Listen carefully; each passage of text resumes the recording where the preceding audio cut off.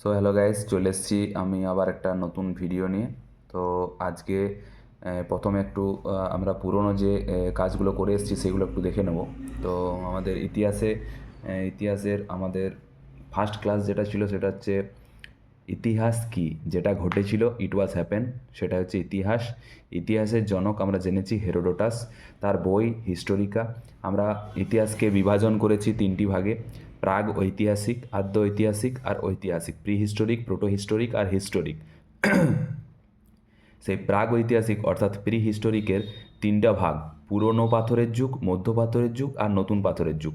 পুরনো পাথরের যুগকে আমাদের সময়সীমা দেওয়া আছে, পেলিওলিথিক পিরিয়ড বলা হয়। আর মধ্য পাথরের যুগকে মেসোলিথিক সময়সীমা দেওয়া আছে 10,000 বিসি থেকে 4,000 বিসি। নতুন পাথরের যুগকে আমাদের নিওলিথিক অর্থাৎ 4,000 বিসি থেকে 2,500 বিসি। আর নেক্সট যেটা আমরা করেছিলাম প্রাগ ঐতিহাসিককে যে আমরা বিভাজন কমপ্লিট করে দিয়েছিলাম, তারপরে আমরা এসেছিলাম আদ্য ঐতিহাসিকের বিভাজন, সিন্ধু সভ্যতা আর বৈদিক সভ্যতা। বৈদিক সভ্যতাকে আবার দুই ভাগে ভাগ করে যায়, ঋগ বৈদিক আর উত্তর বৈদিক। আজকে আমাদের যে টপিক, সেই টপিক এই বৈদিক সভ্যতা পুরোটাই কমপ্লিট করবো। আগের দিন সিন্ধু সভ্যতা পুরোটাই একটা ভিডিওর মধ্যে কমপ্লিট হয়ে গেছে, আজ বৈদিক সভ্যতা কমপ্লিট হবে, ঋগ বৈদিক কাল আর উত্তর বৈদিক কাল। ঠিক আছে, তারপর ঐতিহাসিক কাল চলে আসবো, মধ্যকালীন ভারত আর আধুনিক ভারতের। ঠিক আছে, তো আমরা রিভিশন বলতে আমাদের সিন্ধু সভ্যতার স্থান লোথাল, কালীবঙ্গান, ধোলাভিরা, সুরকোটা, বানোয়ালি পর্যন্ত কমপ্লিট হয়েছিল। আজকে আমরা শুরু করব আমাদের বৈদিক সভ্যতা। হ্যাঁ, হেডিং করবে বেদিক সিভিলাইজেশন, বৈদিক সভ্যতা। বৈদিক সভ্যতা, বৈদিক সভ্যতা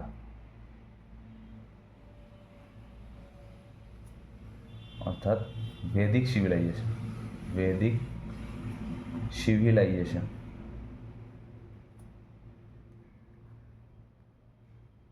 ঠিক আছে,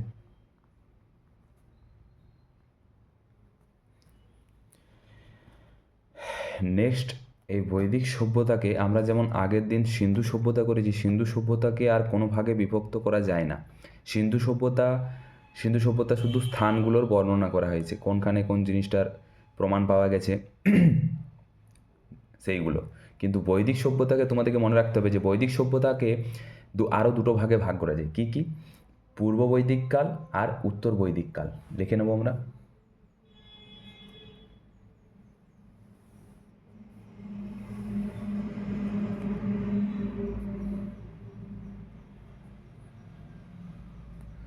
পূর্ব বৈদিক কাল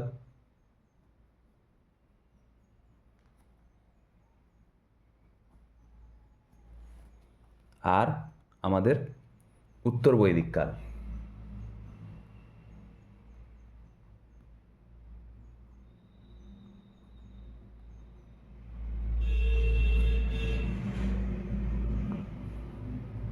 পূর্ব বৈদিক কাল আর উত্তর বৈদিক কাল।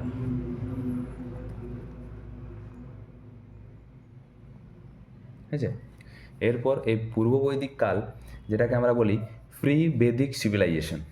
বেদিক সিভিলাইজেশনের দুটো পার্ট, প্রি বেদিক সিভিলাইজেশন।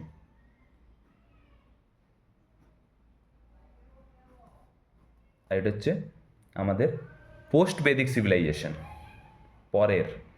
আগের প্রি অর্থাৎ আগের, আর পোস্ট হচ্ছে পরের, পোস্ট বেদিক সিভিলাইজেশন।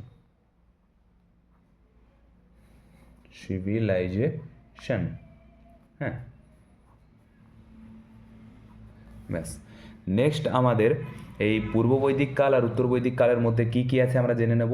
এই পূর্ব বৈদিক কালের মধ্যে আমাদের ঋগ্বেদ কাল, যেটা আর্যদের আগমন, আর ঋগ্বেদ কাল। এই ঋগ্বেদ কালের সম্বন্ধে আমরা এখান থেকে জানবো।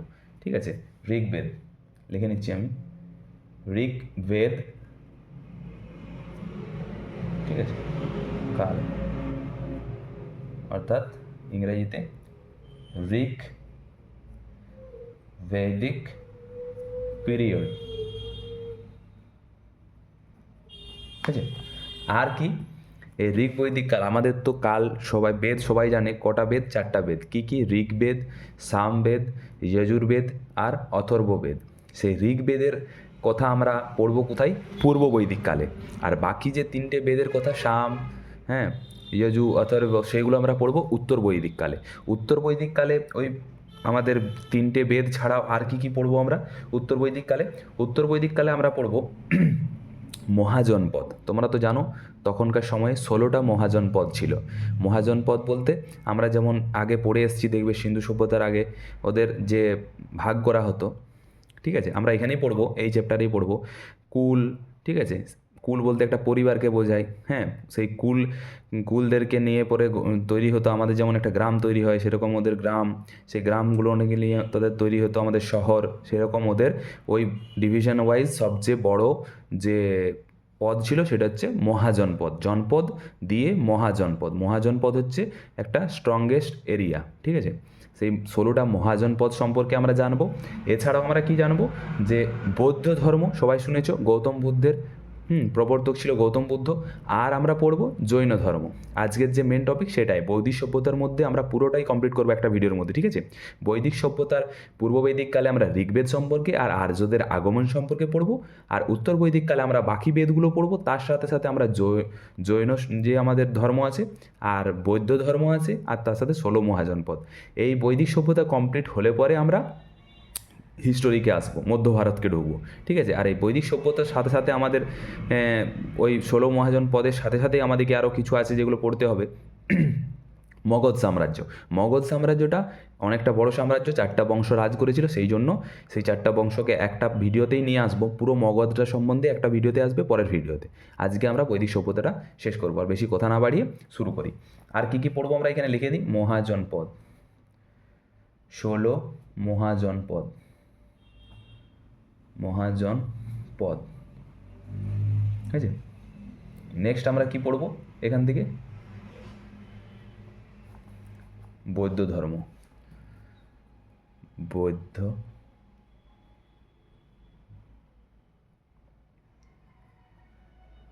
ধর্ম। আর কি পড়ব? জৈন ধর্ম, জৈন ধর্ম, ঠিক আছে। এগুলো আমাদের আজকে পড়ার টপিক, ঠিক আছে।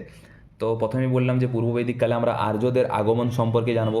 আর্যরা যে কি, ঠিক আছে, সেই সম্বন্ধে জানবো। তারা হেডিং করে নাও, আর্যদের আগমন স্থল, ঠিক আছে, হেডিং করব আর্যদের আগমন স্থল।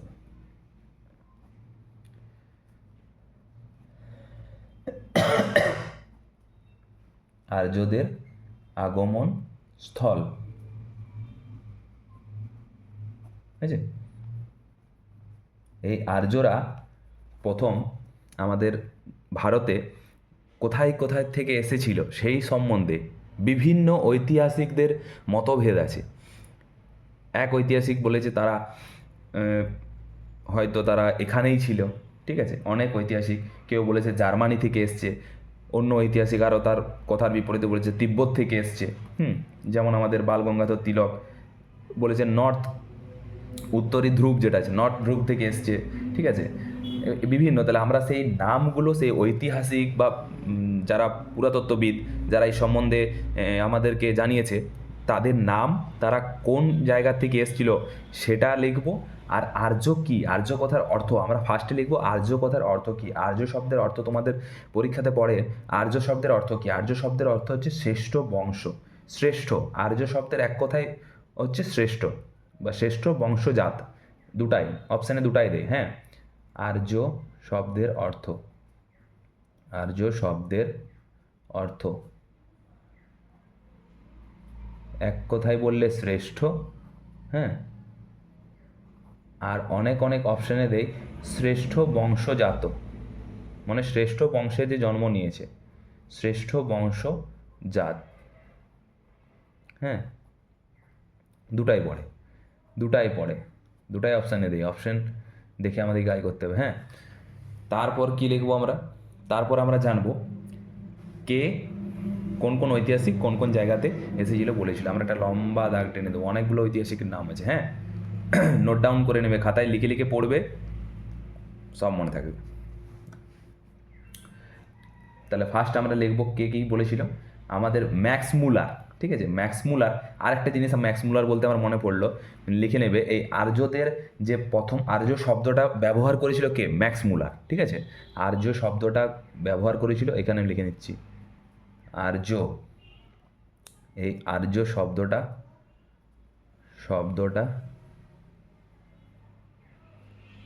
প্রথম ব্যবহার করেন কে করেন, ম্যাক্স মুলার।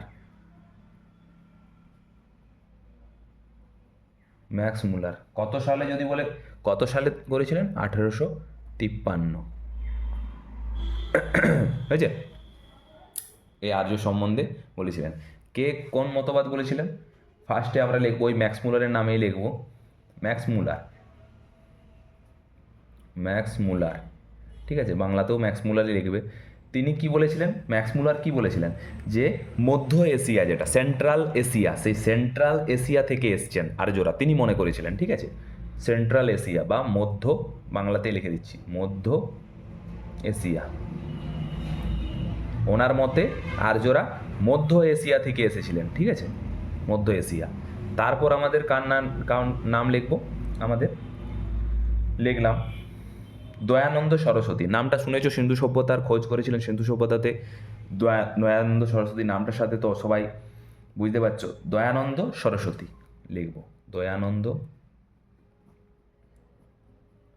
সরস্বতী।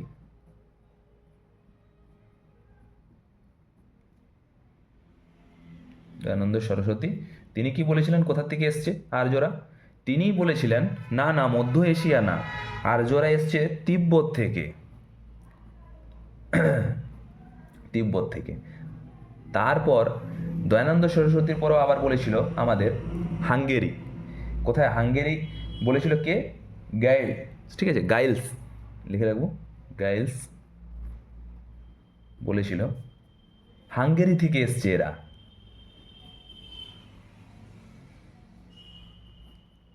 হ্যাঁ, অনেক মতবিবাদ আছে। তারপর আমাদের তিলক, বালগঙ্গাধর তিলক, যে তিলক, হ্যাঁ, তিনি কি বলেছিলেন, কোথার থেকে এসছে, তিনি বলেছিলেন উত্তরী ধ্রুব। ঠিক আছে, উত্তর ধ্রুব।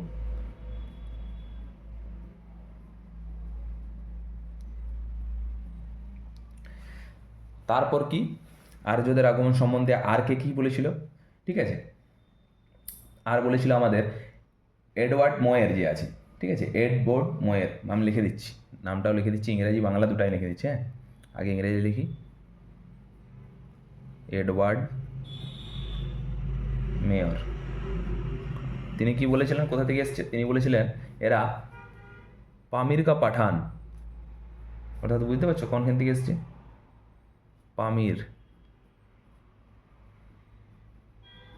পামির থেকে এসছে বলছে এডওয়ার্ড মেয়র। নেক্সট, এই আর্যরা অনেকেই মনে করতেন আর্যরা জার্মানি থেকে এসছে। কে মনে করেছিলেন, পেনকা হার্ট। ঠিক আছে, PERK, পেরকা হার্ট, একজন ঐতিহাসিক ছিলেন, বিদেশি ঐতিহাসিক। তিনি বলেছিলেন আর্যরা জার্মানি থেকে এসছেন। তার মতে আর্যরা জার্মানি থেকে এসছেন, পেরকা হার্ট। ঠিক আছে, আর একজন নাম লিখে রাখবো আমরা,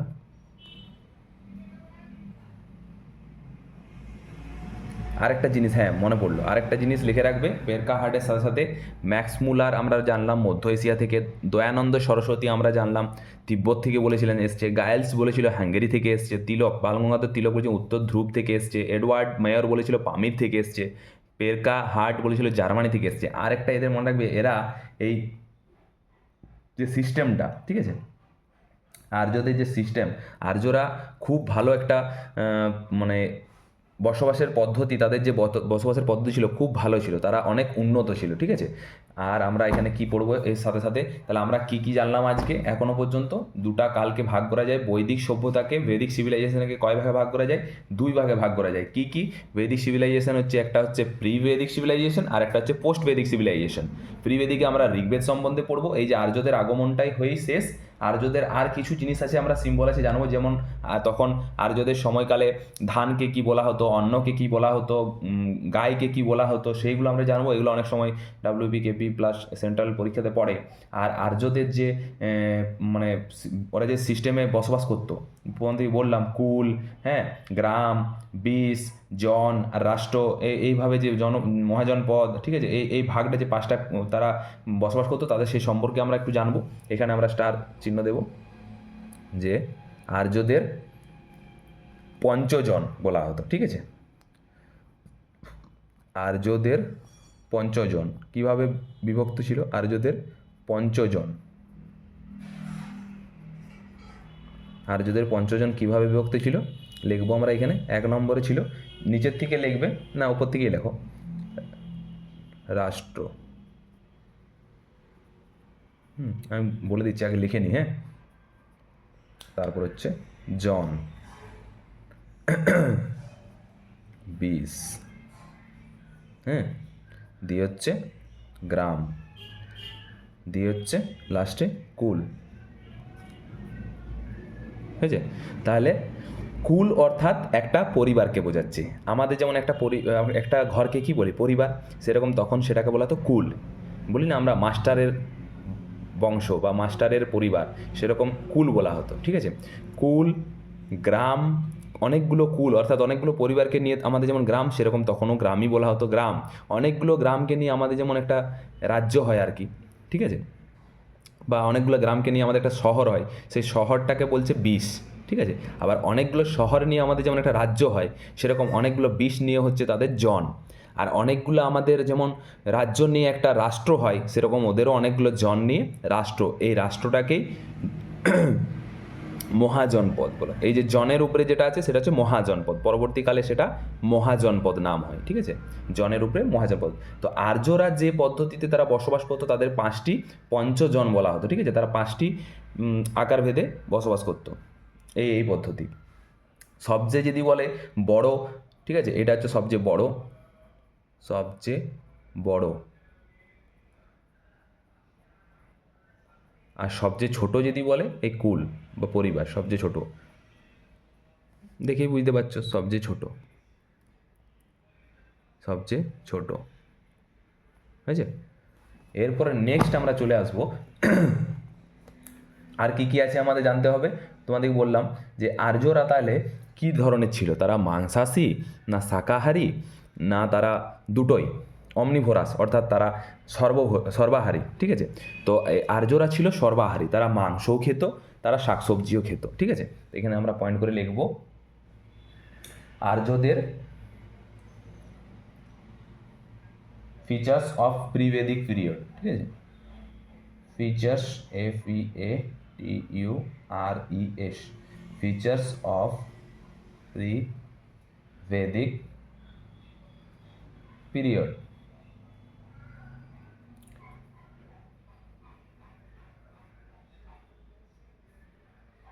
পূর্ববেদিক কালের বাংলাটা লিখে নেব, বিশেষতা কী ছিল, হ্যাঁ, কি বিশেষ ছিল।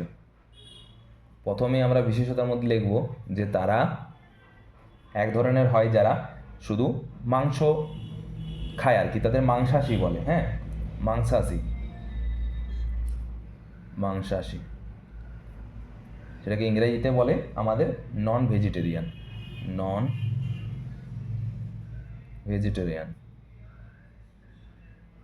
হ্যাঁ। আর একটা হয় শাকাহারী, অর্থাৎ তারা শাকসবজি খায়, শাকাহারী, ঠিক আছে, শাকাহারী,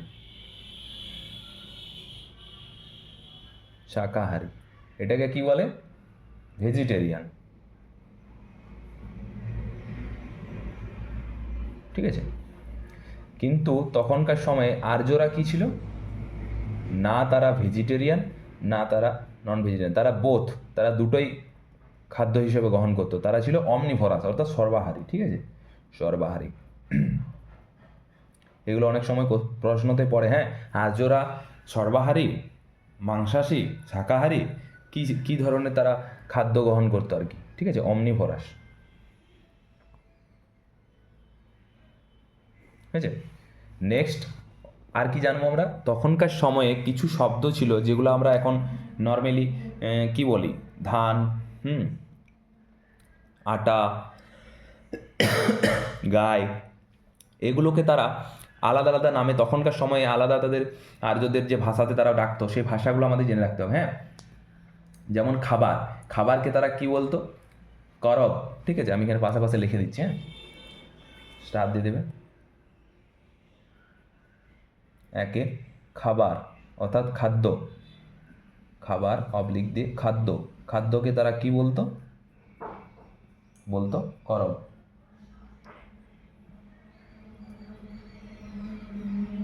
KRBH, করব। ঠিক আছে, আর দ্বিতীয়তে কি জানবো আমরা? খাবার ছাড়াও তারা যে তোমাদের জব, ঠিক আছে, বার্লি, সেটাকেই ওরা ইয়ো বলা। ঠিক আছে, বার্লি বা জব যেটা আমরা বলি,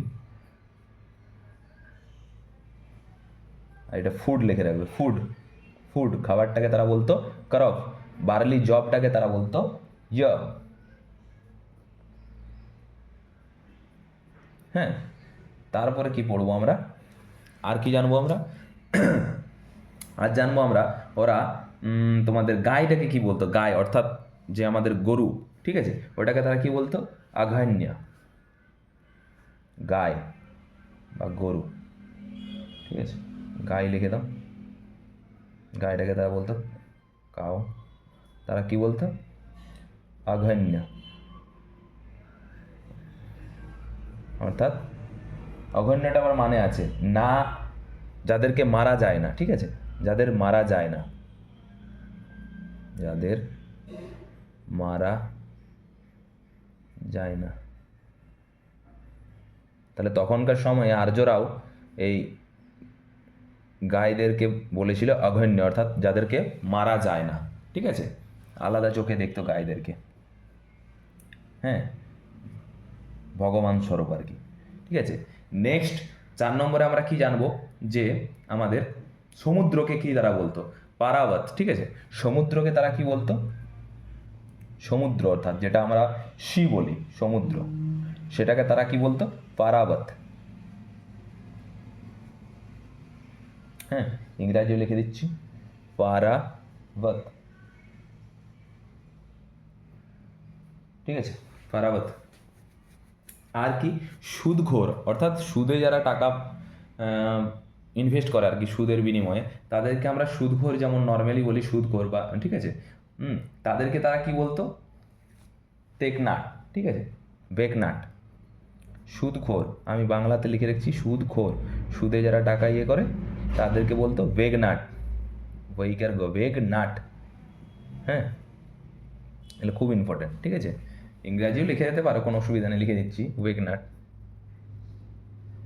আমাদের ওয়েগনাট। ঠিক আছে, নেক্সট আমাদের কি জানতে হবে? নেক্সট 6 নম্বরে আমাদেরকে জানতে হবে যেটা আমরা বলতাম সূর্য। সূর্য যেটা আমাদের সান, তাছাড়া আমাদের যেটা বস্ত্র, ঠিক আছে, বা যেটা আমাদের দাড়ি, যারা চুল দাড়ি কাটে তাদেরকে কি বলি আমরা? তাদেরকে বলি আমরা নাপিত। ঠিক আছে, অনেক শব্দ আছে, যতগুলো লিখে রাখতে পারো ইম্পর্টেন্ট যেগুলো সেগুলোই লিখে দিচ্ছে। হ্যাঁ, নাপিত, নাপিতটাকে আমরা নর্মালি নাপিতই বলি, তারা তাদেরকে কি বলতো? ওয়াপ্তা। ঠিক আছে, ওয়াপ্তা।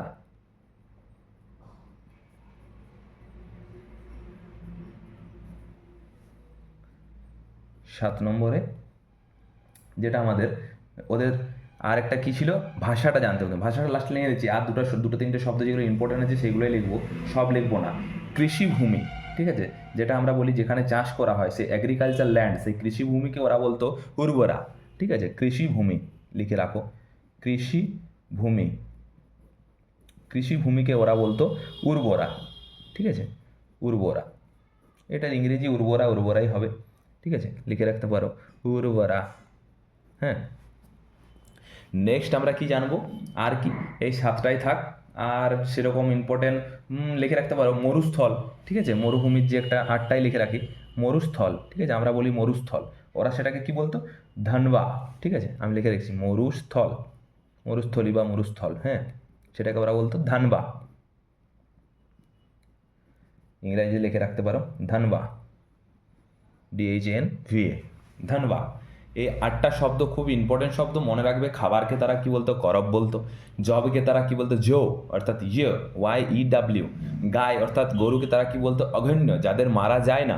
সমুদ্র অর্থাৎ সি, সমুদ্রকে বলতো পারাবত, ঠিক আছে, পারাবত বলতো। সুদখোর বেগনাট, নাপিতদেরকে বাপ্তা, কৃষিভূমিকে উর্বরা, মরুস্থলকে ধানবা, ঠিক আছে। এইগুলো একদম খুব ইম্পর্ট্যান্ট, সেগুলোই লিখে রাখলাম, ঠিক আছে, সব লিখিনি আমি, আরও 2-4টা আছে, কিন্তু সেগুলো লিখে কোনো লাভ নেই। আর তারা যদি বলে, এখানে একটা তোমাদেরকে ইম্পর্টেন্ট জিনিস, তারা যদি বলতে তাদের ল্যাঙ্গুয়েজ কী ছিল, তাদের ভাষা কী ছিল, আর্যদের, দাদা আর্যদের ভাষা কী ছিল, ভাষা ছিল আর্যদের ভাষা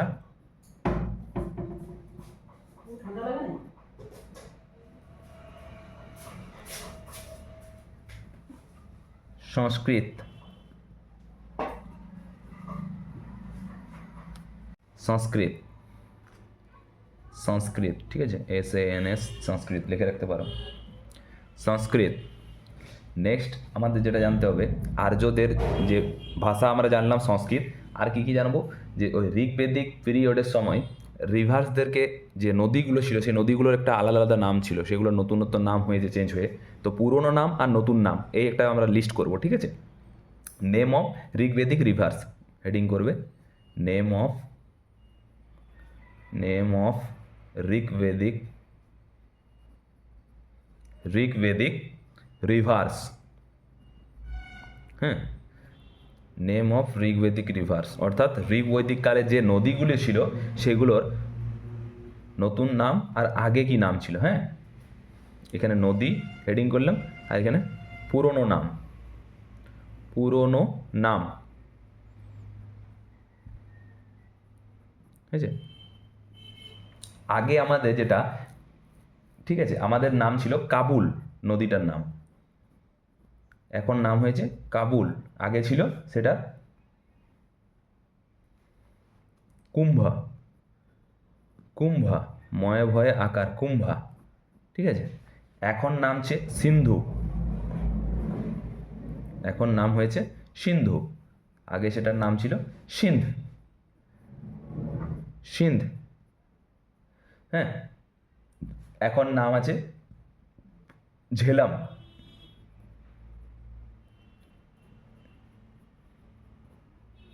এর পরবর্তীকালে এই নামগুলোর সাথে অনেক যুদ্ধ পাবে, ঝেলামের যুদ্ধ, হ্যাঁ, অনেক পাবে। বিতস্তা আগে নাম ছিল, আস্তে আস্তে এই নামগুলো সব মুখস্থ হয়ে যাবে, ঠিক আছে। ঝেলাম কি ছিল, ঝেলাম এখন নাম হয়েছে, আগে ছিল বিতস্তা।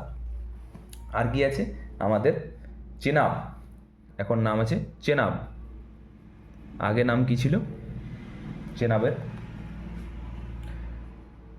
আস্কিনি, ঠিক আছে, দন্তস্য কয়ে হস্যিকার, দন্তনি দীর্ঘিকার, আস্কিনি, হয়েছে।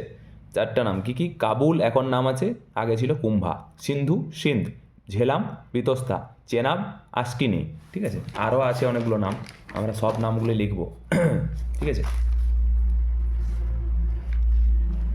আরও কি এখানে লিখবো, 4টা লিখেছি, হ্যাঁ, 5 নম্বরে লিখবো আমরা, যদি হেডিং করে দিই নাম আর পুরানো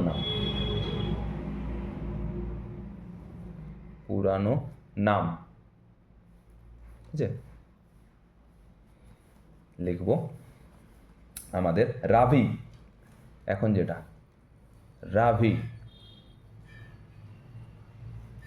নদী, হ্যাঁ, সে রাভি নদীর আগে কি নাম ছিল, পুরুষপনি, ঠিক আছে, পুরুষপনি,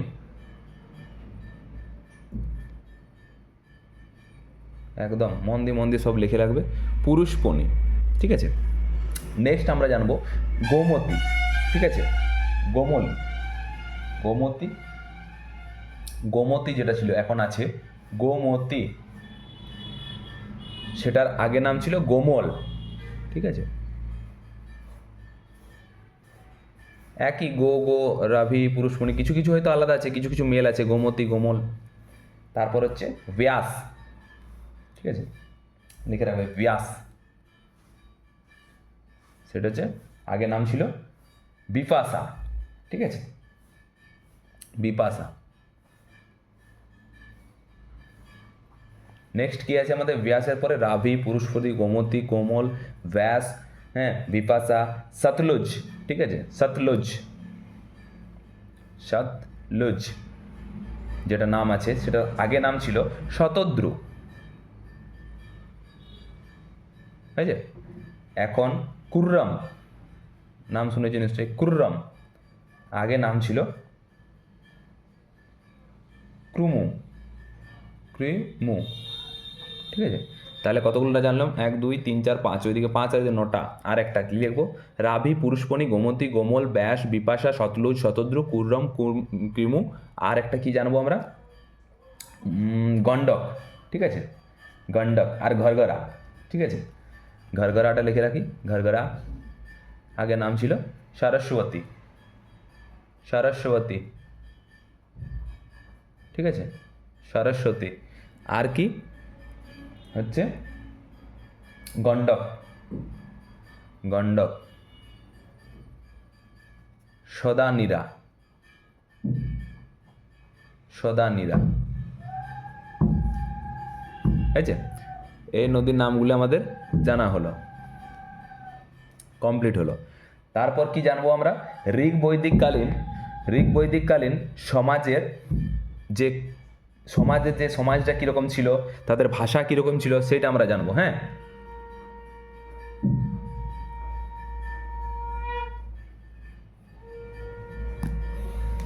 বৈদিক, ঋগ বৈদিককালীন যে সমাজ, তাদের কি বিশেষতা ছিল, ঠিক আছে। ঋগ বৈদিক সমাজের, সমাজের বিশেষতা, কি বিশেষতা ছিল? হ্যাঁ, ঋগ বৈদিক সমাজের বিশেষতা কি কি বিশেষতা ছিল? সমাজটা ছিল,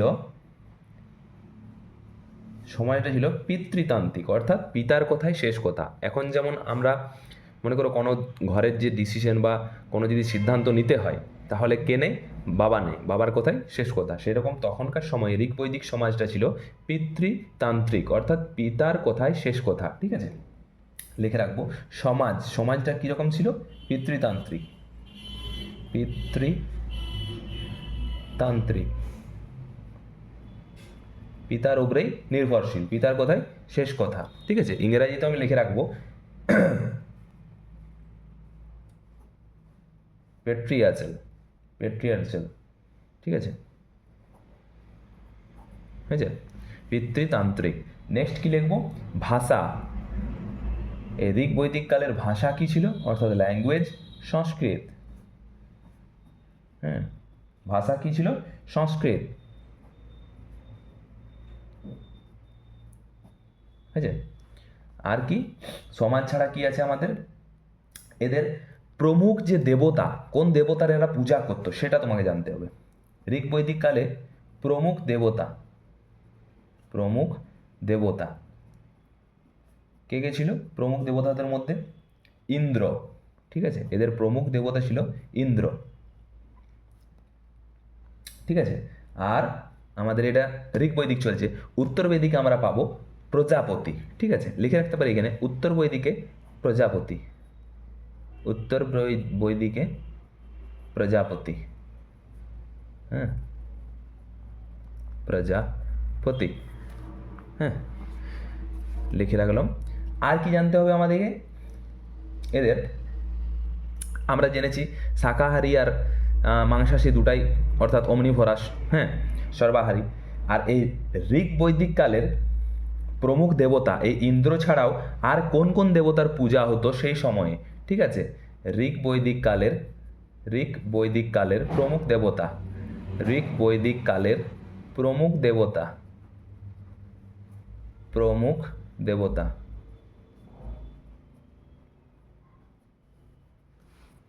আর কোন কোন দেবতা? ইন্দ্র 1 নম্বরে পেয়েছি আমরা। এছাড়াও বরুণ, বরুণ, বরুণ দেবতা, ঠিক আছে, 3 নম্বরে কি আমাদের মিত্র, 4 নম্বরে নাসত্য। ঠিক আছে,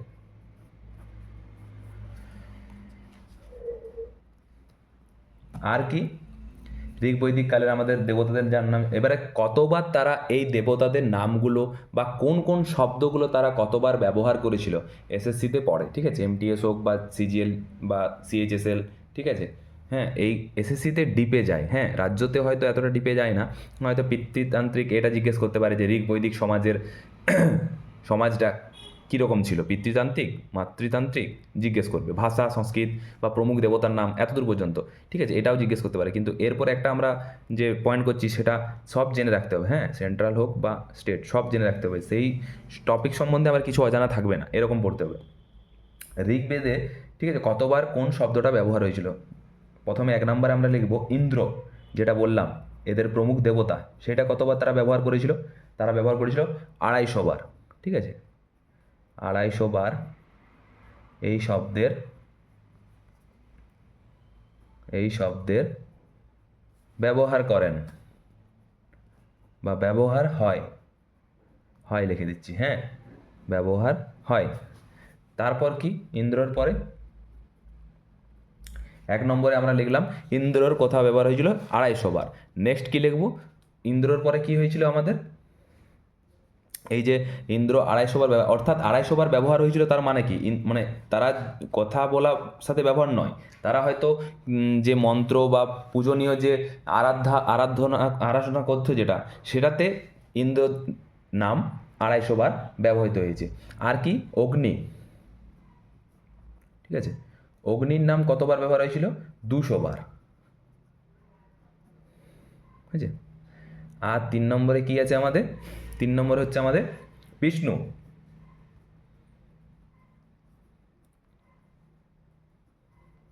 100 বার। 4 নম্বরে শিব, 3 বার। 5 নম্বরে সিন্ধু নদী,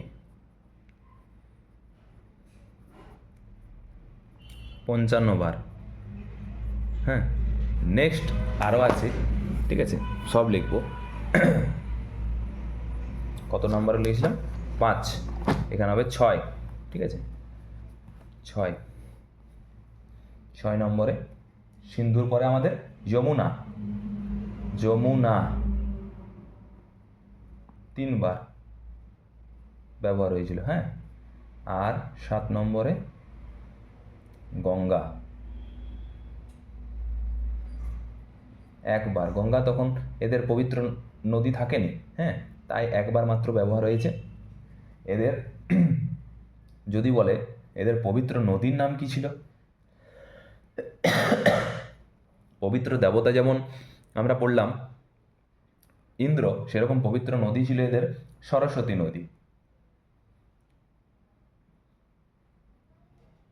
সরস্বতী নদী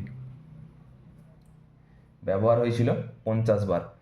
তোমরা বলবে এর থেকে বেশি 55 বার ব্যবহৃত হয়েছিল আমাদের সিন্ধু নদী, কিন্তু সিন্ধু নদী 55 বার ব্যবহৃত হলেও এদের পবিত্র নদী যারা এরা মানত সেই সরস্বতী নদীকে। পবিত্র নদী পাশে লিখে রাখো, পবিত্র নদী। ঠিক আছে, এরপর আমরা কি জানবো? বৈদিক সাহিত্য যেগুলো ছিল, বৈদিক সাহিত্য, হেডিং করো বৈদিক সাহিত্য। এই সময়ে যে সাহিত্যগুলো লেখা হয়েছিল, হ্যাঁ, বৈদিক সাহিত্য, এই সম্বন্ধে যে সাহিত্য, বৈদিক সাহিত্য টোটাল তোমাদের সংখ্যা ছিল 108টা। বৈদিক সাহিত্যের কটা? 108টা। ঠিক আছে, এটার একটা ভাগ আছে 108টা। ঠিক আছে, ভাগটা হয়েছে 4 + 2 যুক্ত 102। কীরকম ভাগ? এই 4টা ছিল শুধু গদ্য, আর এই 102টা ছিল শুধু পদ্য। অর্থাৎ ইংরাজিতে যদি লেখো তোমরা কি লিখবে? Only pros.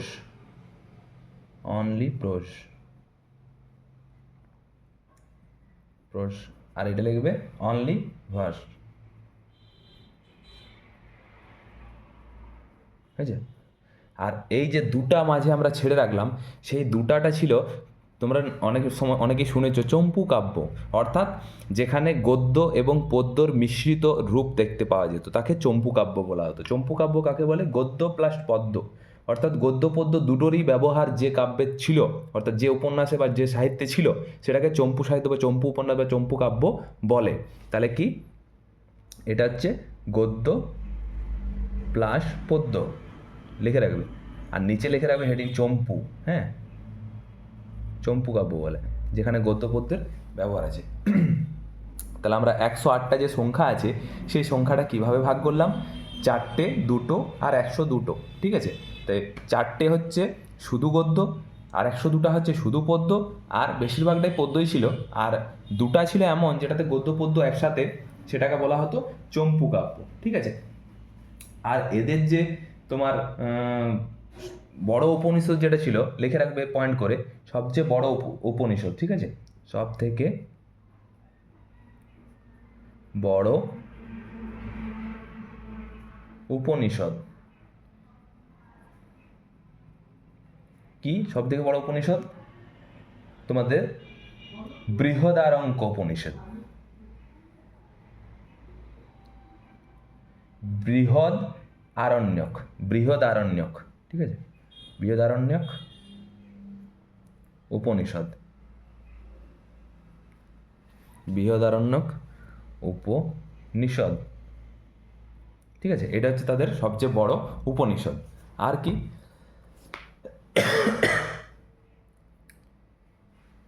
এই বৃহদারণ্যকের মধ্যে কি কি ছিল? আমাদের তমসো ম জ্যোতির্গময়, শুনেছ? হ্যাঁ। আর ওম শব্দ যেটা লিখে রাখবো কি কি ছিল এই বৃহদারণ্যতে। বৃহদারণ্যক উপনিষদে কি ছিল? তমসো মা জ্যোতির্গময়,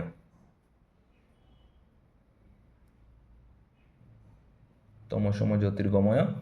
আর ওম শব্দটা যেটা, ওম শব্দের, ওম শব্দ, এই ওম শব্দটার ব্যবহার ছিল, ঠিক আছে।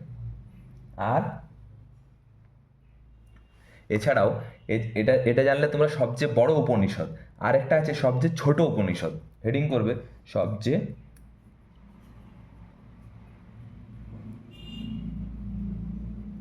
ছোট উপনিষদ, ঠিক আছে। এগুলো খুব ইম্পর্টেন্ট জিনিস, হ্যাঁ, পয়েন্ট করে করে পড়ে পড়ে যাবে। কিছু এমন গাঢ় বা জটিল কিছু নেই, ইতিহাস একদম জলের মতো। বৈদিক সাহিত্যে আমরা জানলাম সংখ্যা 108টা, তাদের ভাগ করলাম, এর মধ্যে সব ভাগ আমাদের জেনে লাভ নেই, ঠিক আছে। সবচেয়ে বড়টা জানতে হবে, সবচেয়ে ছোটোটা জানতে হবে। সবচেয়ে বড় হচ্ছে আমাদের বৃহদারণ্যক উপনিষদ, আর সবচেয়ে ছোট হচ্ছে আমাদের মান্ডুক্য উপনিষদ, মান্ডুক্য উপনিষদ, ঠিক আছে, মান্ডুক্য, মান্ডুক্য,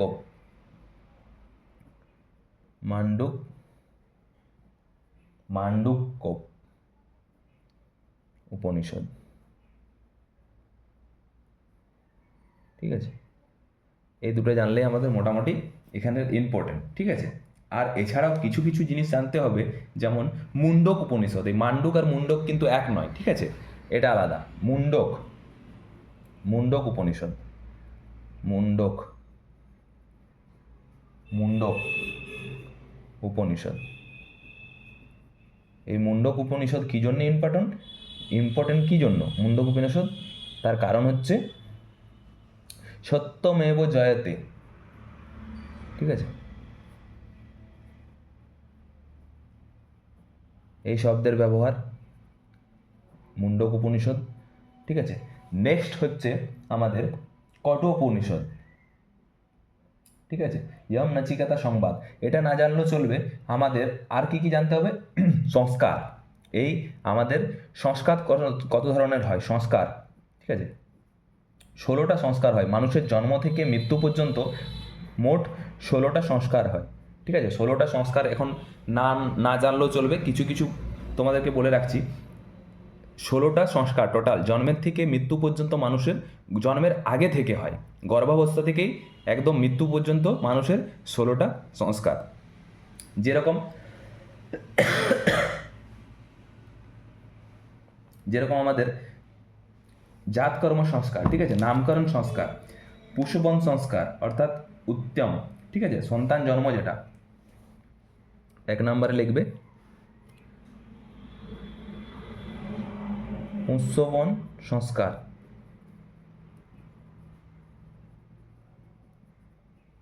কিসের এটা? হ্যাঁ, সন্তান জন্মের, যেটা উত্তম সন্তান জন্মের।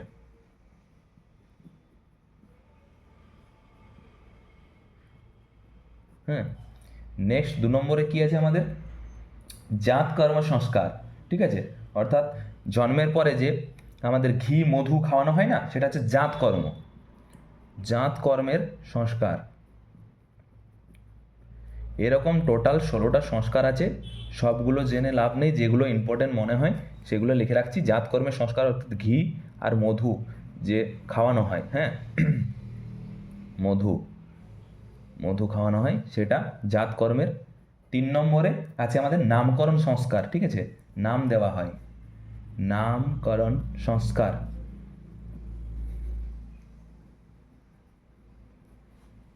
সেটা হচ্ছে নাম দেওয়া হয় আমাদের।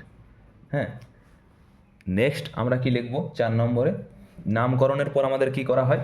নামকরণের পর আমাদের নিষ্ক্রমণ সংস্কার, অর্থাৎ নিষ্ক্রমণ সংস্কার। আমাদেরকে প্রথম চাঁদ সূর্য দেখানো হয়, ঠিক আছে, আমাদেরকে প্রথমবার চাঁদ সূর্য লিখে রাখতে পারো, সূর্য আর চন্দ্রর দর্শন করানো হয়। হ্যাঁ, এটাকে বলা হয় নিষ্ক্রমণ সংস্কার। আর কি আছে আমাদের? অন্নপ্রাশন সংস্কার। অন্নপ্রাশন শুনেছো সবাই? অন্নপ্রাশন সংস্কার। এখানে কি হয়? একটা টাইম পিরিয়ড পর্যন্ত শিশু মায়ের দুগ্ধ পান করে, প্রথমবার তাকে অন্ন খাওয়ানো হয়, সেই অন্ন খাওয়ানোর রিচুয়ালকে আমাদের অন্নপ্রাশন সংস্কার বলে, যেখানে অন্ন অর্থাৎ ভাত খাওয়ানো হয়। হ্যাঁ, ভাত খাওয়ানো, ঠিক আছে। আর কি আছে 6 নম্বরে? 16টা লিখতে অনেকটা সময় চলে যাবে, আর 16টা জানার প্রয়োজন নেই, যেগুলো ইম্পর্টেন্ট কিছু কিছু লিখে রাখছি। এরপর হচ্ছে চূড়াকর্ম সংস্কার। এটা কি? অনেকে শুনেছ, ঠাকুরকে চুল দেওয়া। হ্যাঁ, চূড়াকর্ম সংস্কার। 5 বছর পর ঠাকুরকে চুল দেওয়ার জন্য কি করে? বাচ্চার চুল কেটে নেওয়া হয় মাথা থেকে, সেই চুল কাটা, এটাকেও চূড়াকর্ম সংস্কার, ঠিক আছে। আর কি আছে? কর্ণভেদন সংস্কার, ঠিক আছে, কর্ণভেদ সংস্কার,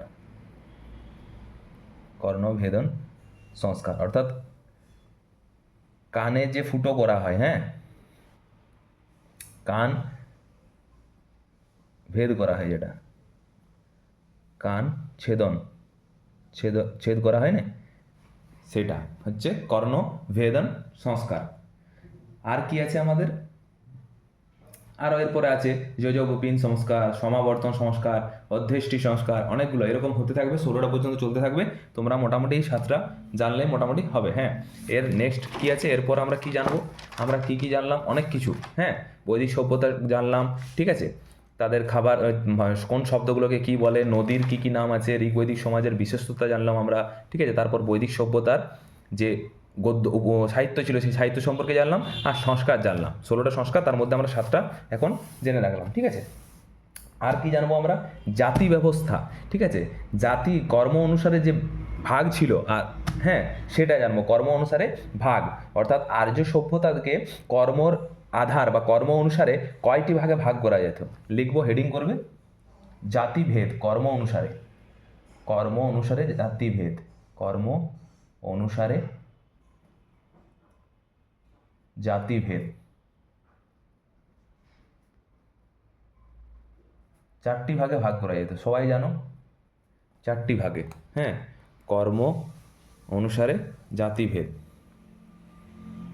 কর্ম অনুসারে জাতিভেদ। কী কী ভাগে ভাগ করা যেত? এক হচ্ছে ব্রাহ্মণ, এক তারপর হচ্ছে বৈশ্য, ঠিক আছে, ক্ষত্রিয় আর শূদ্র।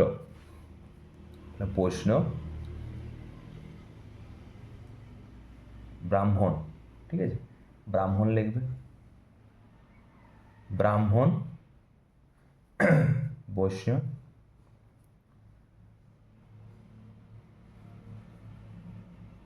ক্ষত্রিয়,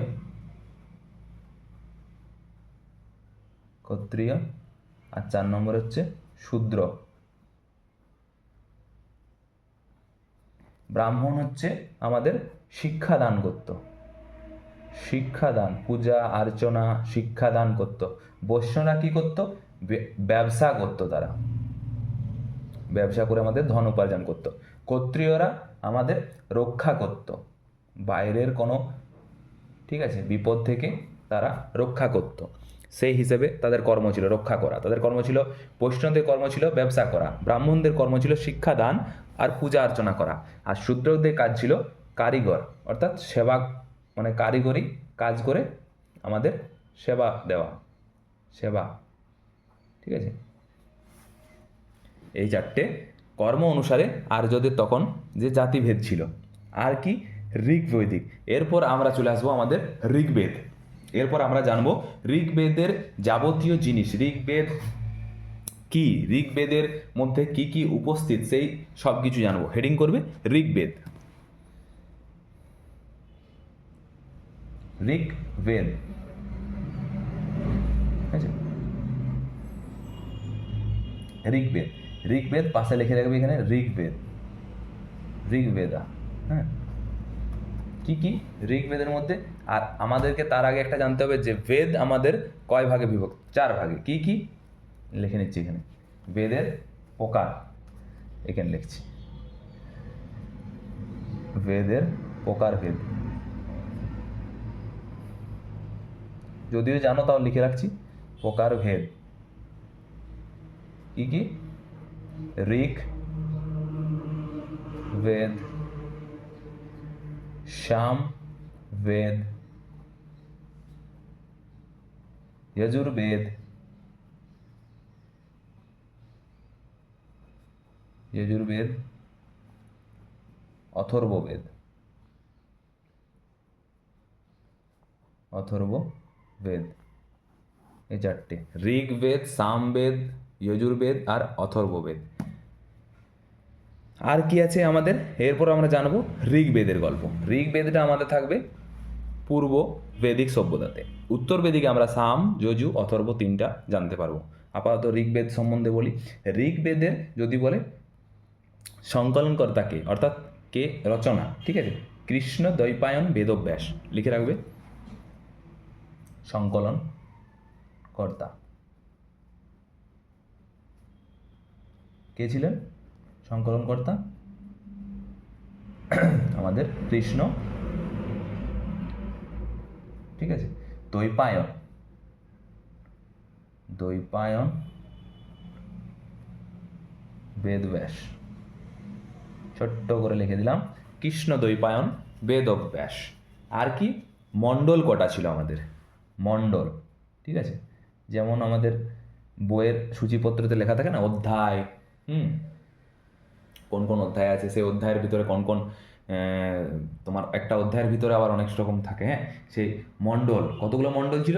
10টা মণ্ডল ছিল, মনে রাখবে। ঋগ্বৈদিকে মণ্ডল হচ্ছে 10টা, ঠিক আছে, 10টি মণ্ডল। তারপরে অষ্টক, অষ্টক কটা ছিল? অষ্টক ছিল আমাদের, বলবে অষ্টক ছিল আমাদের 8টা, হ্যাঁ, কোটেশন দিয়ে দিবে এগুলো, 10টা, 8টা। আর কি আছে আমাদের? অষ্টক, মণ্ডল আর আমাদের শাখা আছে। শাখা কটা ছিল? 5টা, শাখা আছে আমাদের 5টা, হয়েছে। নেক্সট, শাখা ছাড়া আমাদের কি আছে? সুক্ত কটা ছিল? সুক্ত, ঠিক আছে, এটা সুক্ত কটা ছিল? 1028টা, 1028, হয়েছে। আর কি ছিল আমাদের? এই মন্ত্র কটা ছিল আমাদের ঋগ্বেদে? যদি বলে মন্ত্র, সবগুলোই লিখে রাখো, বাদ জ্ঞানে দাও। মন্ত্র ছিল 10,532, ঠিক আছে, 10,532। আমাদের 1,028টা হচ্ছে আমাদের সুক্ত, 5টা হচ্ছে আমাদের শাখা, 8টা হচ্ছে আমাদের অষ্টক, আর 10টা হচ্ছে আমাদের, লিখে রাখবে, মণ্ডল। হয়েছে। নেক্সট আমরা কি কি জানবো আর এখান থেকে, যদি বলে মোট শব্দ কতগুলো ছিল, ঋগ্বেদে মোট শব্দ কতগুলো ছিল, ঠিক আছে, সেটাও আমরা লিখে রাখবো। শব্দ কতগুলো ছিল, কিচ্ছু বাদ রাখবো না, হ্যাঁ। 1.50 লাখ, অর্থাৎ 1.5 লক্ষ কি ছিল, শব্দ। আর কি কি জানবো আমরা এখানে, যে এই ঋগ্বেদ যারা পড়ে তাদেরকে কি বলে, হোত্রী বা হোতা, ঠিক আছে, লিখে রাখবো। ঋগ্বেদ যারা পড়ে, এই ঋগ্বেদ যারা পড়ে, যারা ঋগ্বেদ পড়ে তাদের বলে হোত্রী বা হোতা, মনে রাখবে, হ্যাঁ। আর কি এখান থেকে আরও কি ইম্পর্টেন্ট আছে, আর কি ইম্পর্টেন্ট আছে, এই যে তোমার এরপরে যে মণ্ডলগুলো আমরা পড়লাম, 10টা মণ্ডল, সেই 10টা মণ্ডলের যে জিনিসগুলো তোমাদেরকে পরীক্ষাতে ইম্পর্টেন্ট, সেই জিনিসগুলো পড়বো আমরা। 3 নম্বর মণ্ডলটা ইম্পর্টেন্ট, কী জন্য ইম্পর্টেন্ট সেটাও বলবো, পাশে লিখবো 3 নম্বর মণ্ডল, 3 লিখে দাও, মণ্ডল। 3 নম্বর মণ্ডলে কি আছে, আমাদের যে গায়ত্রী মন্ত্র, ঠিক আছে, গায়ত্রী মন্ত্র আছে আমাদের 3 নম্বর মণ্ডলে, যেটা সূর্যদেবকে সমর্পিত করা হয়, সূর্য দেবতাকে সমর্পিত করা হয়, ঠিক আছে, সমর্পিত। আর কি জানবো আমরা, গায়ত্রী মন্ত্র 3 নম্বর মণ্ডলে, তাই গায়ত্রী মন্ত্রটা এত ইম্পর্টেন্ট। যদি বলো গায়ত্রী মন্ত্রটার কে করেছিল, কে লিখেছিল, ঠিক আছে, কে লিখেছিল, আমাদের লিখে দিবে বিশ্বামিত্র, ঠিক আছে, ঋষি বিশ্বামিত্র, সব কিছু লিখবো, হ্যাঁ, একটা কিছু বাদ থাকবে না, ঋষি বিশ্বামিত্র। আর কি লিখবো আমরা, যে 4 নম্বর মণ্ডল, যেগুলি ইম্পর্টেন্ট সেগুলি লিখবো। 4 নম্বর মণ্ডল, 4 নম্বর মণ্ডলটা কী জন্য ইম্পর্টেন্ট, 4 নম্বর মণ্ডলে যে সেই কৃষির যে ব্যবস্থা, সেই কৃষি সম্বন্ধে আমাদের আলোচনা ছিল, তাই এটা ইম্পর্টেন্ট, কৃষি, ঠিক আছে, ঠিক আছে। আর প্রথুবেন্ত, এই নামটা মনে রাখবে, হ্যাঁ, প্রথুবেন্ত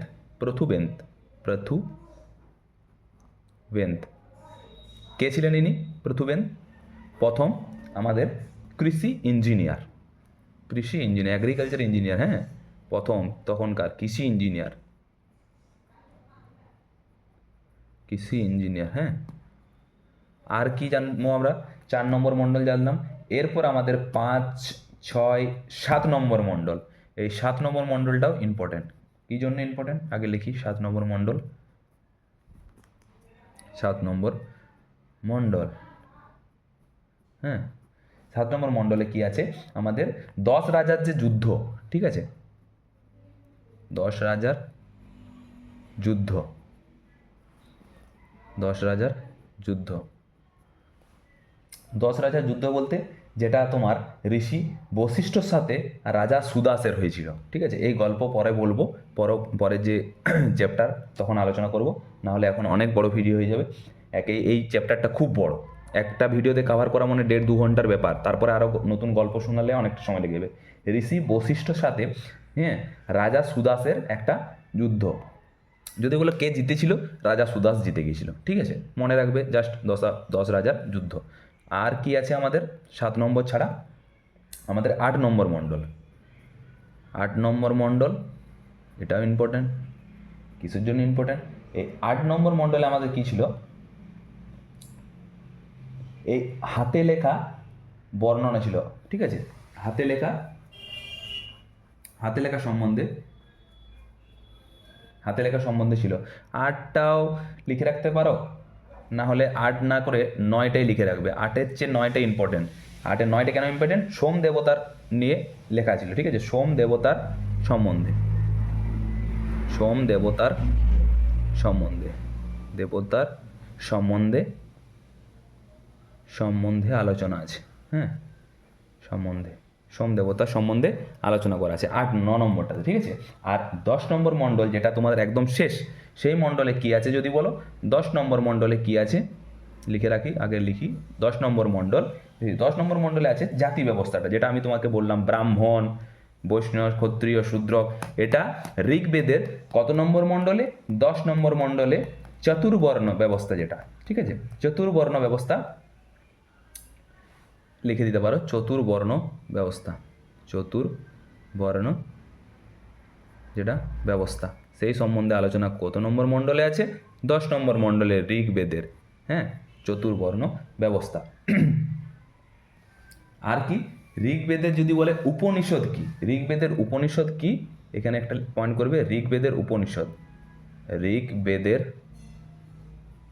উপনিষদ, উপনিষদ অর্থাৎ একটা বেদকে তখন যে একটা কঠিন ভাষায় লেখা হয়, সেই কঠিন ভাষাটা যাতে পড়তে অসুবিধা হলে মানুষ আরও কি সহজতর হয়, তখন সেটার উপনিষদ হয়। এটারও ভাগ তোমরা একটু পরে জানতে পারবে, ঠিক আছে?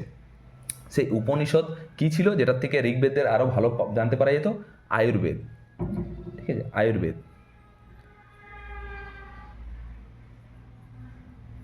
আয়ুর্বেদ এটা বলেছিল পাণিনি। হ্যাঁ, পাণিনি, পাণিনি কে ছিল আমাদের?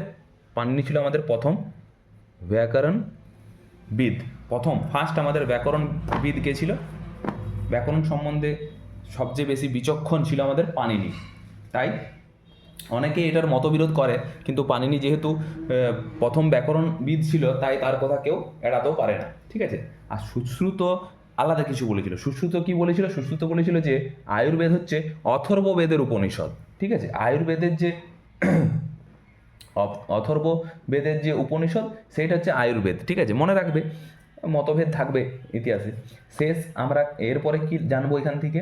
যে এরপর আমরা উত্তর বৈদিক কাল চলে আসবো। ঋগ্বেদ সম্পর্কে আমাদের আর এখানে কিছু জানার নেই। এরপর চলে আসবো আমরা উত্তর বৈদিক কাল, 1000 BC থেকে 600 BC। আমাদের দেখতেই পাচ্ছ এখানে লেখা আছে তোমাদের প্রি বৈদিক।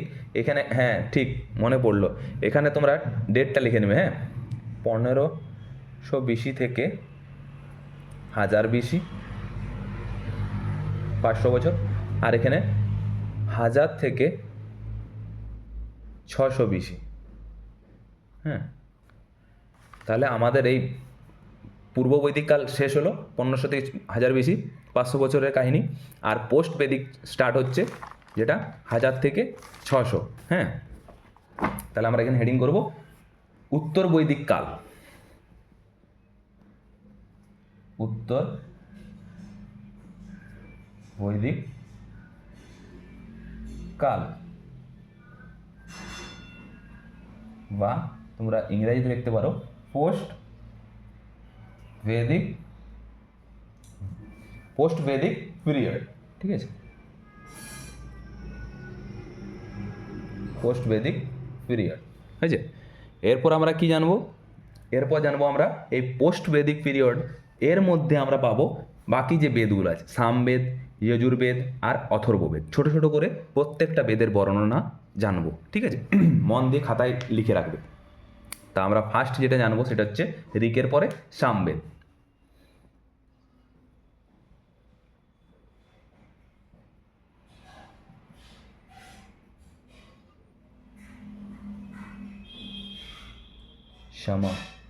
সমবেদা, ঠিক আছে? সামবেদ আমি হেডিং করে দিলাম। এরপর সামবেদ সম্পর্কে যদি বলে সঙ্গীতের জনক, অর্থাৎ গান সম্বন্ধে কোথায় পাওয়া যেত? সামবেদে, সঙ্গীতের জনক।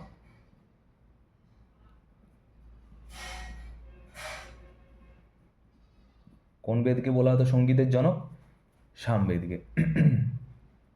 আর নেক্সট আমরা কি জানবো? যে আর কি সামবেদে আমরা জানবো, সামবেদকে যারা পড়ে যেমন ঋগ্বেদকে যারা পড়ে তাদেরকে কি বললাম, হোত্রী বা হোতা। তাহলে সেরকম সামবেদকে যারা পড়ে তাদেরকে কি বলে, তাদেরকে বলা হয় উদ্গাতা বা উদ্বৃত্ত। আমি লিখে রাখবো, যারা পড়ে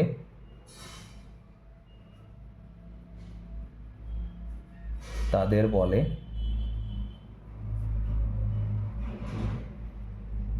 ঠিক আছে উদ্গাতা বা উদ্ভাত্রী। ঠিক আছে, উদ্গাতা লিখে রাখো, উদ্গাতা। ঠিক আছে, নেক্সট যারা পড়ে তাদের বলে উদ্গাতা সামবেদ সম্পর্কে। আর সামবেদের কি আছে, সামবেদের উপনিষদ যদি বলে, সামবেদের উপনিষদ কি, ঠিক আছে, আর সংকলনকর্তা অর্থাৎ রচনার্থী। ঠিক আছে, সংকলনকর্তা কে ছিল, সংকলনকর্তা, সংকলনকর্তা কে ছিল, যেমন আগের বারেরটা কি পেলাম আমরা, সংকলনকর্তা কে ছিল, কৃষ্ণ দ্বৈপায়ন বেদব্যাস। এটাতে কে ছিল, ভরত মুনি। ঠিক আছে, ভরত মুনি, ভরত মুনি। ঠিক আছে, নেক্সট কি আছে আমাদের, সংকলনকর্তার পর আমরা কি আসবো, উপনিষদ, উপবেদ যেটা, হ্যাঁ উপবেদ বা উপনিষদ যেটা হোক বলতে পারো, কোনো অসুবিধা নেই। কোনটাকে বলা হয়, গন্ধর্ববেদ। প্রত্যেকটার একটা করে উপনিষদ থাকবে, এই কারণেই, কারণ তখন যে জটিল ভাষায় বর্ণনা করা হয়েছিল, মানুষ পড়তে হলে তাদের একটা সরল রূপ বের করতে হয়, তাই একজন একজন করে এটার উপনিষদ বা উপবেদ বের করানো হয়েছিল। সেই উপবেদটা হচ্ছে গন্ধর্ববেদ, গন্ধর্ব বেদ। ঠিক আছে, নেক্সট এখান থেকে আমরা আর কি জানবো, যে এখান থেকে আর মোটামুটি সামবেদের এইগুলাই ইম্পর্টেন্ট। এরপর চলে আসবো আমরা যজুর্বেদ। ঠিক আছে, 3 নাম্বার, ওটা 1 নাম্বার, এটা 2 নাম্বার, এটা 3 নাম্বার, যজুর্বেদ 3 নম্বর বেদ। ঠিক আছে, যজুর্বেদ।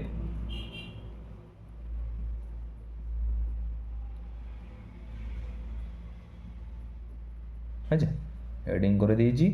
এরপর এটা সম্বন্ধে জানবো, যজুর্বেদ সম্পর্কে আমরা কি জানবো, যজুর্বেদকে তোমাদেরকে প্রথমে আগে বলে দিই, এটাকে 2 ভাগে ভাগ করা যায়। কি কি, একটা হচ্ছে শুক্ল অর্থাৎ পদ্য, একটা হচ্ছে কৃষ্ণ হচ্ছে গদ্য। ঠিক আছে, শুক্ল অর্থাৎ পদ্য আর কৃষ্ণ অর্থাৎ গদ্য।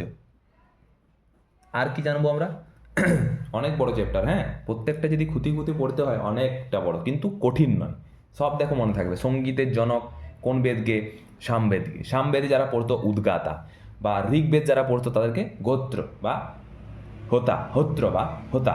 ঠিক আছে, সংকলনকর্তা ওটার হচ্ছে আমাদের বেদব্যাস।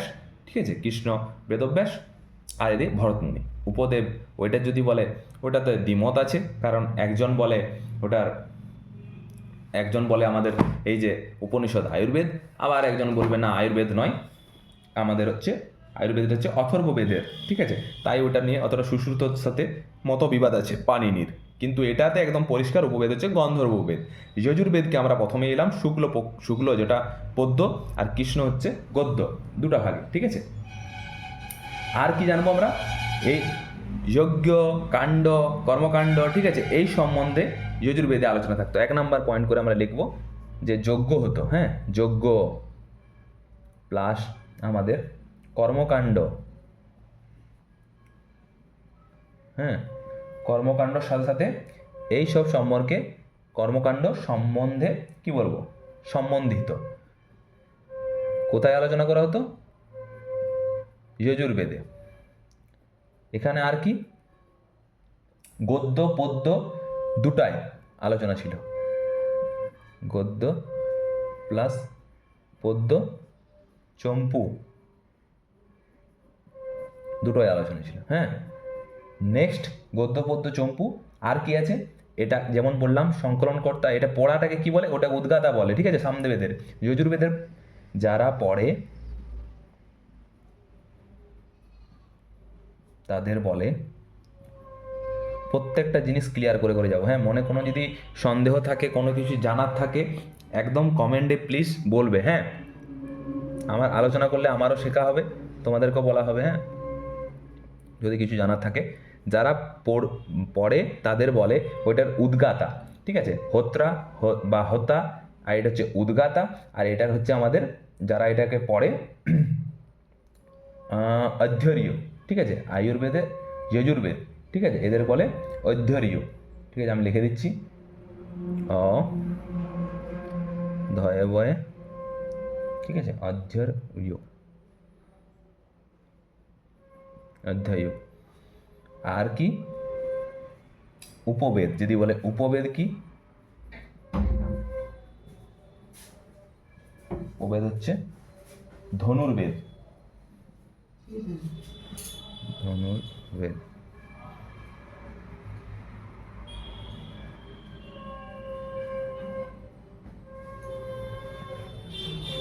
উপনিষদ আমরা উপবেদ লিখলাম ধনুর্বেদ। আর সংকলনকর্তা যদি লিখি, সংকলনকর্তা, সংকলনকর্তা কি লিখব, বিশ্বামিত্র, বিশ্বামিত্র হয়েছে। নেক্সট এখান থেকে সবচেয়ে যদি বলে লোকপ্রিয়, ঠিক আছে, লাস্ট 4 নম্বর বেদ আমাদের শেষ কি, অথর্ববেদ, অথর্ববেদ,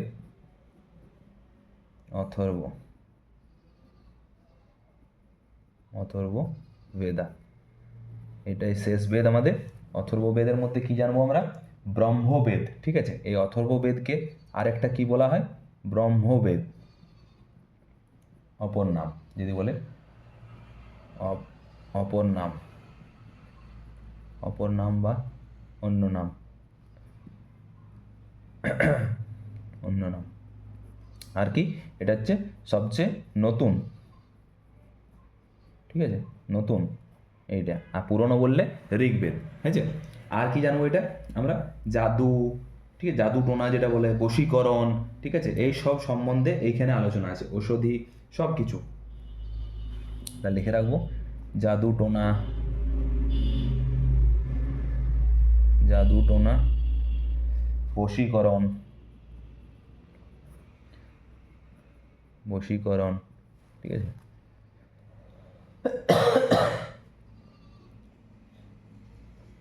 ঔষধ, ঔষধি যেটা বলে, ঔষধি প্রভৃতি সমস্ত কিছু আলোচনা করা আছে এই বেদে। তাই এইটা হচ্ছে ভীষণ লোকপ্রিয় বেদ। যদি বলে সব থেকে লোকপ্রিয় বেদ বা শ্রেষ্ঠ বেদ কোনটা, অথর্ববেদ, লিখে দিচ্ছি পাশে, লোকপ্রিয়,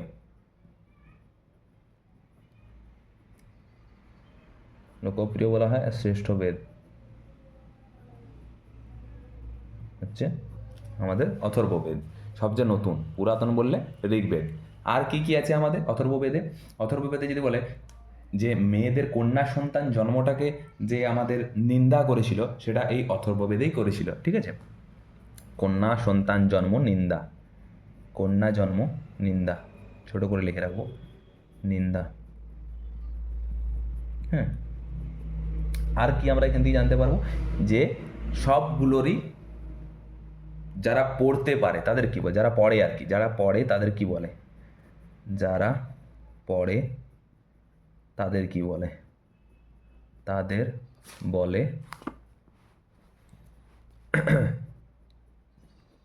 তাদের বলে আমাদের ব্রহ্মা, যেহেতু ওই জন্যেই, যেহেতু ব্রহ্মবেদও বলে এটাকে, তাই যারা পড়ে তাদেরকে বলে ব্রহ্মা, হ্যাঁ। উপবেদ কী ছিল, আর সংকলন কর্তা কে ছিল, ঠিক আছে, উপবেদ আর সংকলন কর্তা, এই দুটো জানতে হবে আমাদেরকে। সংকলন কর্তা, সংকলন কর্তা ছিল আমাদের, লিখে নেবে, এটাও বিশ্বামিত্র, আগেরটাও বিশ্বামিত্র, এটাও বিশ্বামিত্র। আর উপবেদ ছিল শিল্পবেদ, উপবেদ ছিল শিল্পবেদ, ঠিক আছে। এই হলো আমাদের চারটা, তো এই হলো আমাদের চারটা বেদের সম্পূর্ণ, হ্যাঁ। এরপর আমরা আর কি কি জানবো। আজকে মনে হয় এই একটা ভিডিওতে পুরো এটা কমপ্লিট হবে না, যেহেতু অনেক কিছু জানার আছে। বৈদিক সভ্যতা, পূর্ব বৈদিক শেষ হয়ে গেছে, উত্তর বৈদিক শেষ হইলো। আমাকে হয়তো 16 মহাযানপদ, বৌদ্ধ ধর্ম আর জৈন ধর্ম, এই তিনটার জন্য আরেকটা পার্ট নিয়ে আসতে হবে, কিছু করার নেই, ঠিক আছে? পার্ট 2 আসবে, ঠিক আছে? তো আজকে আর কিছুটা আছে, যে ব্রাহ্মণ গ্রন্থ, বেদাঙ্ক, রামায়ণ, মহাভারত, ঠিক আছে? এইগুলো একটু জেনে নিই অল্প অল্প করে, তারপরে এই ভিডিওটা স্টপ করব, ঠিক আছে? তো পয়েন্ট করবে। আর কি ওইখানে সামবেদে কিছু আছে? সামবেদের অথর্ববেদ, ঠিক আছে, কমপ্লিট। ব্রাহ্মণ এখানে হেডিং করবে, ব্রাহ্মণ গ্রন্থ, ঠিক আছে? ব্রাহ্মণ গ্রন্থ, হয়েছে? এখানে কি লিখবো? ব্রাহ্মণ গ্রন্থ।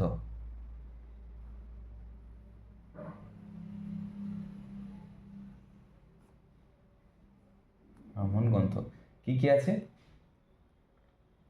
এই ব্রাহ্মণ গ্রন্থ হচ্ছে, একটা পয়েন্ট দেবো, বেদকে সরল ভাষায় লেখার জন্য। বেদের সরল ভাষাকে বলা হয়, রূপায়ণকে বলা হয় ব্রাহ্মণ গ্রন্থ। হ্যাঁ, বেদের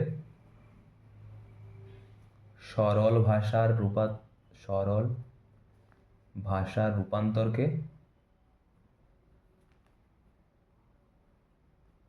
রূপান্তরকে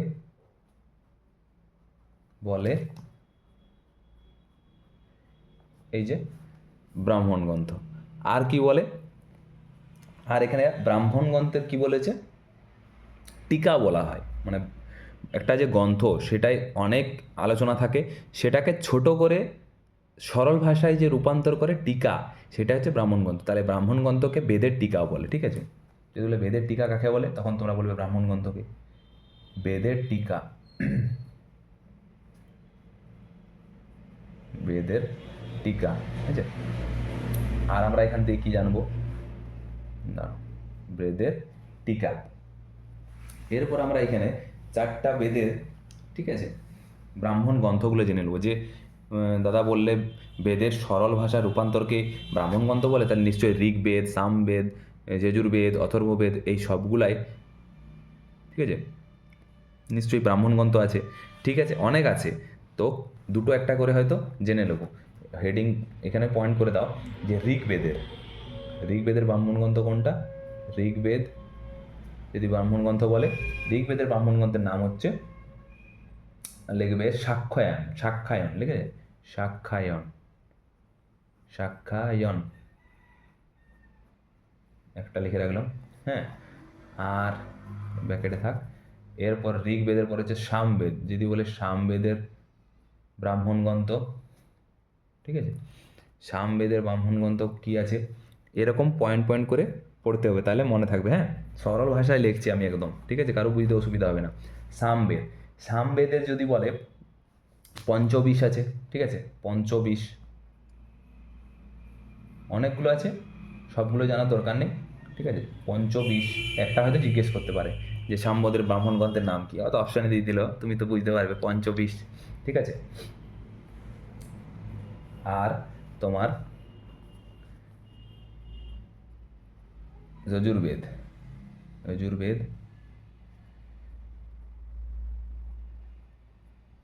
আর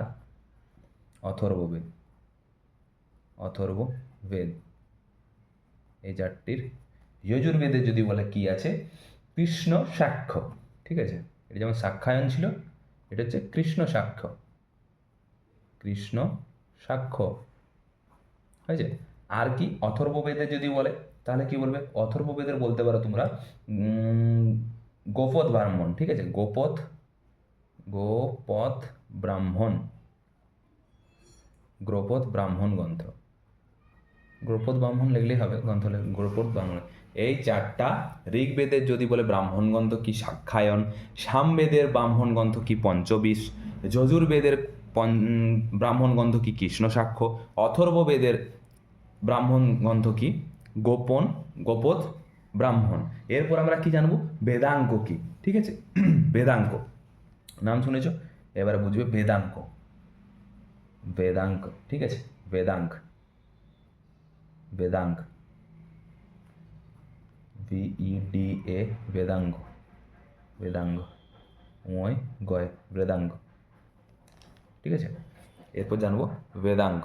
বেদাঙ্গ কি বটে আমাদের? বেদাঙ্গ হচ্ছে আমাদের, ঠিক আছে, বেদাঙ্গতে কি কি আছে আমাদের? ছন্দ, জ্যোতিষ, ব্যাকরণ, শিক্ষা, কল্প, ঠিক আছে, হ্যাঁ, এইগুলো সব আমাদের আছে এই বেদাঙ্গর ভিতরে। কি কি আছে আমরা বেদাঙ্গর ভিতরে জানবো, একটা একটা করে পয়েন্ট করে ছোটো ছোটো করে লিখে রাখবো। কী কী আছে আমাদের? শিক্ষা আছে বেদাঙ্গর ভিতরে, শিক্ষা আছে, শিক্ষা সম্বন্ধে আলোচনা। তারপরে কল্পসূত্র, হ্যাঁ, কল্প সম্বন্ধে আলোচনা করা আছে। হ্যাঁ, আর কি কি আছে? 3 নম্বরে আছে আমাদের নিরুক্ত, নিরুক্ত, ঠিক আছে, নিরুক্ত আছে। আর কি কি আছে আমাদের? ছন্দ আছে। হ্যাঁ, আর কি কি আছে আমাদের? জ্যোতিষ, জ্যোতিষ আছে আমাদের। আর এখান থেকে আছে আমাদের লাস্ট ব্যাকরণ, ব্যাকরণ আছে এখানে আমাদের। যদি বলে একটা ছোট কোশ্চেন পড়ে, প্রথম ব্যাকরণবিদ, অর্থাৎ প্রথম ব্যাকরণবিদ কে ছিল? ভারতের প্রথম ব্যাকরণবিদ, ব্যাকরণবিদ কে ছিল? পাণিনি। কি নাম? পাণিনি। পাণিনির একটা খুব দামি এবং ইম্পর্টেন্ট একটা বই আছে, সবাই জানো। বইটার কি নাম আছে? অনেক সময় পড়ে এই বইটি কার লেখা, বা বই অষ্টাধ্যায়ী, অষ্টাধ্যায়ী বইটির লেখককে, বা পানির লেখা বইটির নাম, পাণিনির লেখা বইটির নাম লিখে রাখবো অষ্টাধ্যায়ী। অষ্টাধ্যায়ী, অষ্টাধ্যায়ী, ঠিক আছে, ব্যাস। আর কি এখান থেকে আর আছে আমাদের? এরপর চলে আসবো আমরা রামায়ণ, ঠিক আছে, ব্রাহ্মণ গ্রন্থ জানলাম, বেদাঙ্গ জানলাম, এবারে রামায়ণ, রামায়ণ সম্বন্ধে জানবো। রামায়ণ, ঠিক আছে, লিখে নেবো ইংরেজি তো, জানা হয়েছে। এবারে রামায়ণের সংস্কৃত, এরপর রামায়ণকে অনেকগুলো ভাষাতে ট্রান্সলেট করা হয়েছিল, তামিল ভাষায়, হ্যাঁ, ফার্সি ভাষায়, বাংলা ভাষায়, ইংরেজিতে, তেলেগুতে, কন্নড়, মৈথিলি, সংস্কৃত, সেই সব ভাষাগুলোতে আমরা জানবো যে কে কোন ভাষাতে রূপান্তর করেছিল। এসএসসিতে অনেক সময় পড়ে রামায়ণের তামিল ভাষায় রূপান্তর করেন, দিয়ে অপশান দিয়ে দেবে, গোস্বামী তুলসীদাস, কম্বন, কোদায়নী না কিতবাস, খুঁজে বলো। তাই এই জিনিসগুলা লিখতে হবে, এই পয়েন্টটা লিখতে হবে, ঠিক আছে। কি কি করবে? সংস্কৃত, সংস্কৃতে কে ট্রান্সলেট করেছিল? হ্যাঁ, রামায়ণকে সংস্কৃতে কে ট্রান্সলেট করেছিল? মহর্ষি বাল্মীকি, মহর্ষি। যদি বলে সত্য রামায়ণ, তো এটাই হচ্ছে আসল রামায়ণ, বাল্মীকি। হ্যাঁ, এটা হচ্ছে সত্যনারায়ণ, সত্য রামায়ণ, হয়েছে। এরপর 2 নম্বরে আমাদের সংস্কৃতের পরে যদি বলে কেউ অবধি ভাষায়, ঠিক আছে, অবধি ভাষায়, অবধি ভাষায়, তাহলে গোস্বামী তুলসীদাস। একটু এই গোস্বামী তুলসীদাস মানুষের কাছে পাবলিসিটি করার জন্য কি একটু ঝাল মশলা ছড়িয়ে দিয়েছিল আর কি, ঠিক আছে, রামায়ণের মধ্যে। গোস্বামী তুলসীদাস। টিভি সিরিয়ালে যে রামায়ণ দেখো, ওটাতে একটু অনেক কিছু চেঞ্জ আছে, হ্যাঁ, সেই গোস্বামী তুলসীদাসের হিসেবে করা হয়েছে, মহর্ষি বাল্মীকির হিসেবে করা হয়নি, কারণ ওই হিসেবে করা হলে তোমরা একঘেয়েমি হয়ে যাবে, তাই একটু রোমাঞ্চক, একটু ঠিক আছে, এক্সট্রা অ্যাড করে তোমাদেরকে মনোরঞ্জনের জন্য তৈরি করা হয়েছে তুলসীদাস। গোস্বামী তুলসীদাস হচ্ছে অবধি ভাষায়। তামিল ভাষায় যদি কেউ বলে, তামিল ভাষায়, তামিল ভাষায় কেউ যদি বলে, তাহলে কি হবে? তামিল ভাষায়, তামিল ভাষায় হচ্ছে তোমাদের মনে রাখবে কম্বন, খুব সোজা নাম, ক ময়ে বয়ে দন্তের ন, কম্বন এই করেছিল তামিল ভাষায়, ঠিক আছে। আর কি অনেকগুলো ভাষায় রচিত হয়েছিল, সব ভাষাগুলোই জানতে হবে, কোন ভাষা দিয়ে দেবে খুঁজে পাওয়া যাবে না। ফার্সি ভাষায়, ফার্সি, ঠিক আছে, ফার্সি ভাষা রচিত হয়েছিল। ফার্সি ভাষায় কে করেছিল? বাদায়ুনি। ঠিক আছে, বাদায়ুনি, বাদায়ুনি, বাদায়ুনি ফার্সি ভাষায়। 5 নম্বরে আমরা ফার্সির পরে লিখব বাংলা ভাষায়। আমরা যেগুলো পড়ি, হ্যাঁ, আমরা যে পড়ি বাংলা ভাষায় কে রচনা করেছিল বাংলা ভাষায়? সবাই জানো, কৃতবাস বা কৃত্তিবাস যেটা বলে, হ্যাঁ, কৃত্তিবাস, কৃত্তিবাস, কৃত্তিবাস। আর 6 নম্বরে আমরা কি জানি? 6 নম্বরে আমাদের যেটা ইংরাজিতে আরটি লিখে রাখবো, ইংরাজিটা আগে লিখি। ইংরাজিতে কে করেছিল? ইংরাজিতে অর্থাৎ ইংলিশে কে করেছিল? আর ডি, হ্যাঁ, আর ডি রুশ কৃত্রিম। ঠিক আছে, কৃত্রিম লিখে রাখবো, ইংরেজিতে লিখে রাখবো আর ডি রুশ কৃত্রিম, হ্যাঁ। আর কি লিখবো? 7 নম্বরে আমাদের ইংরেজির পরে তেলেগু ভাষায়, তেলেগু, তেলেগু ভাষায় কে রচনা করেছিল? তেলেগু ভাষায় রচনা করেছে আমাদের ভাস্কর, ভাস্কর, হ্যাঁ, ভাস্কর। নেক্সট তেলেগু ভাষার পরে কন্নড় ভাষায়, কন্নড় ভাষায় কে রচনা করেছিল? কন্নড় ভাষা রচনা করে কুমুদেন, কুমু, কুমুদেন্দু, কুমুদেন্দু, ভাস্কর আর কুমুদেন্দু, তেলেগু আর কন্নড়, হ্যাঁ। আর লাস্ট যেটা মৈথিলি ভাষা, মৈথিলি, ঠিক আছে, যেটা তোমাদের মৈথিলি হচ্ছে তোমার,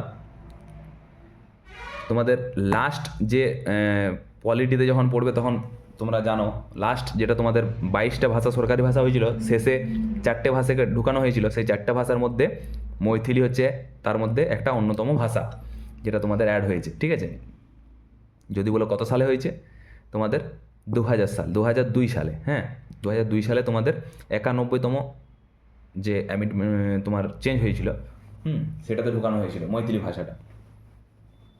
নেক্সট তোমাদের লাস্ট মৈথিলি ভাষা, মৈথিলি,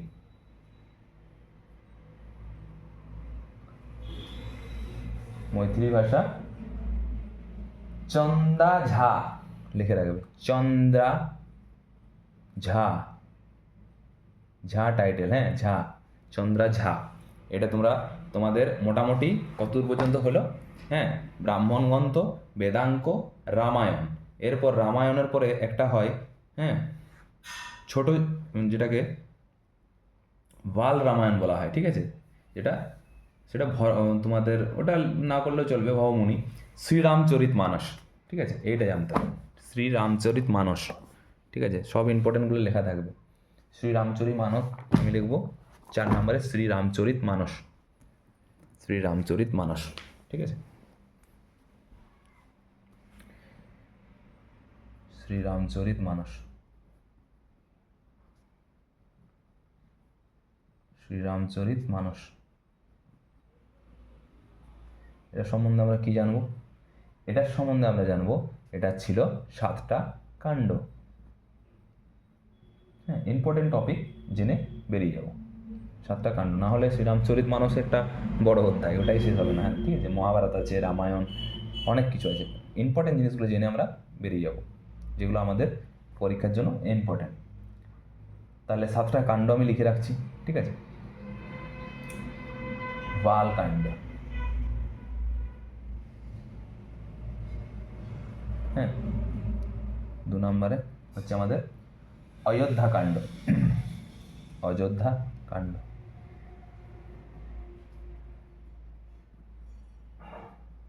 আর কি আছে 3 নম্বরে আমাদের?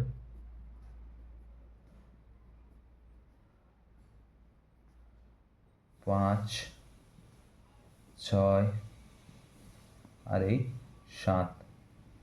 ঠিক আছে, 7টা কাণ্ড লিখবো। এরপর হচ্ছে অরণ্যকাণ্ড, অরণ্যকাণ্ড। তারপরে কি আছে আমাদের? কিষ্কিন্ধা কাণ্ড। ঠিক আছে, কিষ্কিন্ধা কাণ্ড। ঠিক আছে। আর কি আছে আমাদের এখানে? সুন্দরকাণ্ড, সুন্দর কাণ্ড। হ্যাঁ, আর কি আছে আমাদের এখানে? লঙ্কা কাণ্ড, লঙ্কা কাণ্ড। হ্যাঁ, আর নেক্সট লাস্ট যেটা, সেটা হচ্ছে উত্তরকাণ্ড, উত্তরকাণ্ড। এই 7টা কাণ্ড মনে রাখবে। হ্যাঁ, ধরে নিতে পারে হয়তো পরপর হিসেবে, এটা সিড পরপরে দেওয়া আছে। এরপর আমরা জানবো মহাভারত। ঠিক আছে, মহাভারত, মহাভারত, মহাভারত সম্বন্ধে আমরা জানবো। মহাভারত সম্বন্ধে আমরা কি জানবো? মহাভারত সম্বন্ধে আমরা জানতে গিয়ে আগেই জানবো যে কটি পুরাণ ছিল। 18টি পুরাণ। হ্যাঁ, পাশে লিখে রাখো পুরাণের সংখ্যা, পুরাণের সংখ্যা 18টা। ঠিক আছে, 18টি ইম্পর্টেন্ট। আর কি যদি বলে সবচেয়ে পুরনো পুরাণ, হ্যাঁ 18টা পুরাণের মধ্যে যদি আজকে জিজ্ঞেস করে দিল সবচেয়ে পুরনো, সবচেয়ে পুরানো পুরাণ কোনটি? পুরানো পুরাণ কি বলবে? তুমি বলবে মৎস্য পুরাণ, মৎস্য পুরাণ। ঠিক আছে, যদি বলে মৎস্য পুরাণ, এর ভিতরে কিসের আলোচনা আছে? যে সাতবাহন বংশ ছিল, সেই সাতবাহন বংশের সম্বন্ধে আলোচনা আছে। সাতবাহন বংশের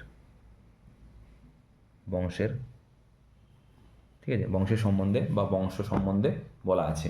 আর কি মহাভারতের লেখককে, রচয়িতা, মহাভারতের রচনাকার কে ছিল? রচনাকার বা লেখক, ঠিক আছে, কে ছিল মহাভারতের? বেদব্যাস, বেদব্যাস। ঠিক আছে,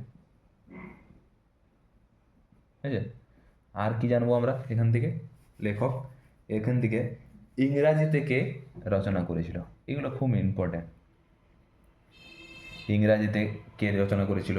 যদি বলে ইটালিক বা তামিল বা হিন্দিতে, সবগুলোই জানবো আমরা। হ্যাঁ, ইটালিক বা বলে যদি তামিল, হ্যাঁ, বা বললে হয়তো হিন্দি। হ্যাঁ, তো ইংরাজিতে কে করেছিল? কিশারী মোহন গাঙ্গুলি, তুমি নামটা শুনে রাখবে, কিশারী মোহন গাঙ্গুলি। হ্যাঁ, আর কি ইটালিকে যদি বলে তাহলে হচ্ছে কেরবাকের, লিখে রাখবে কেরবাকের। হ্যাঁ, আর কি তামিলে, তামিলে যেমন তুমি জানো, তামিল ভাষায় যদি বলে তোমাকে রামায়ণ কে রচনা করেছিল? মনে আছে? তামিল ভাষায় যদি বলি রামায়ণ, তামিল ভাষায় কে রচনা করেছিল? একটু আগেই লিখলাম। কার কার মনে আছে তামিল ভাষায়? তামিল ভাষায় রামায়ণ কার কার মনে আছে? হ্যাঁ, মনে আছে কারো? তামিল ভাষায় রামায়ণ হচ্ছে, তোমাদেরকে বলে দিলাম ক ময়ে বয়ে দন্তেন, কম্বন। ঠিক আছে, সেরকম এখানেও তোমার রামায়ণ যেমন মহাভারত তামিল ভাষায় যদি বলে কে, তাহলে লিখবে রামানুচার্য। ঠিক আছে, রামানুচার্য,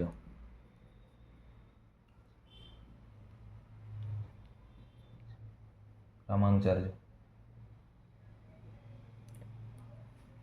আর কি হিন্দিতে যদি বলে তাহলে হিন্দিতে গীতা প্রেস।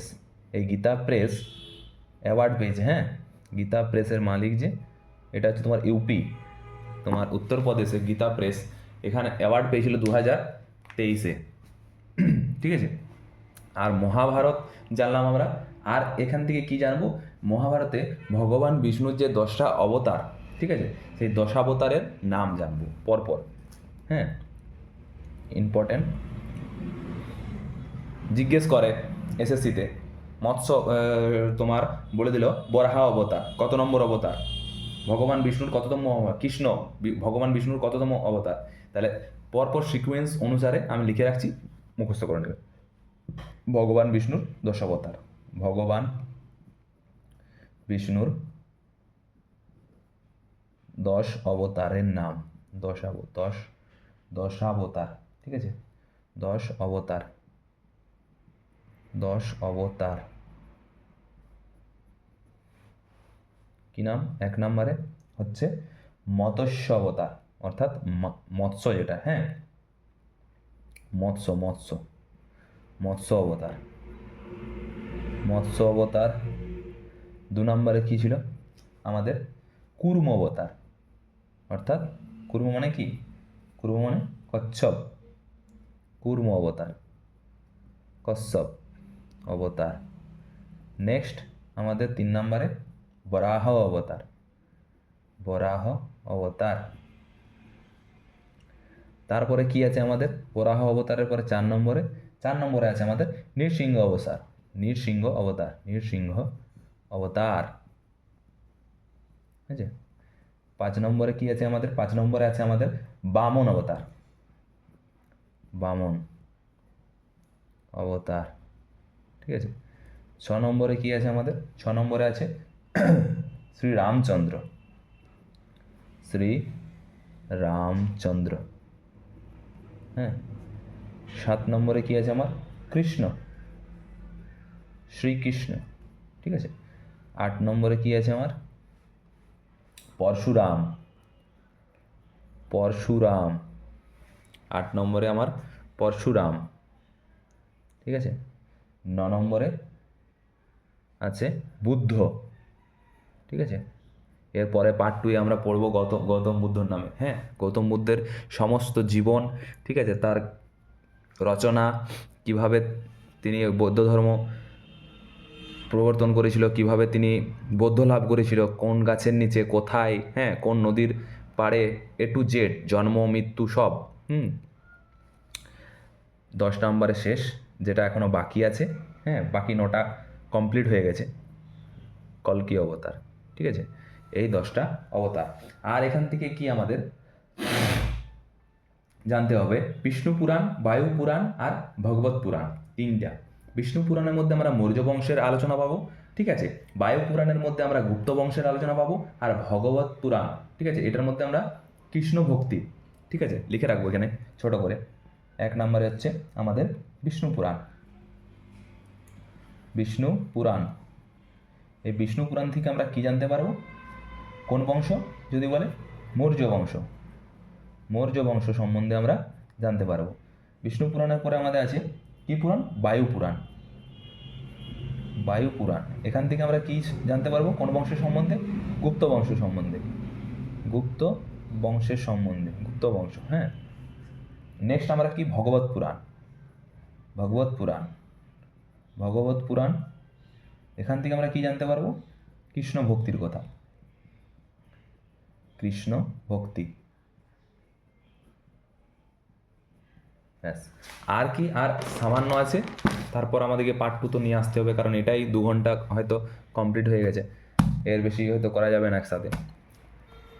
নেক্সট এবারে লাস্ট, যেটা আমরা আজকের লাস্ট জানবো, উত্তর বৈদিক কালের বৌদ্ধ ধর্ম, আর জৈন ধর্ম, আর 16 মহাযান পথ, এই 3টা বাকি রইলো, 3টা পরের দিন ভিডিওতে করে দেবো, হ্যাঁ। জলোপনিষদ, ঠিক আছে, জলোপনিষদের 4টা আশ্রম ছিল, 4টা, এটা আমরা একটু জেনে নিই, ঠিক আছে, নোট করে রাখবে। জলোপনিষদ, জলোপনিষদ,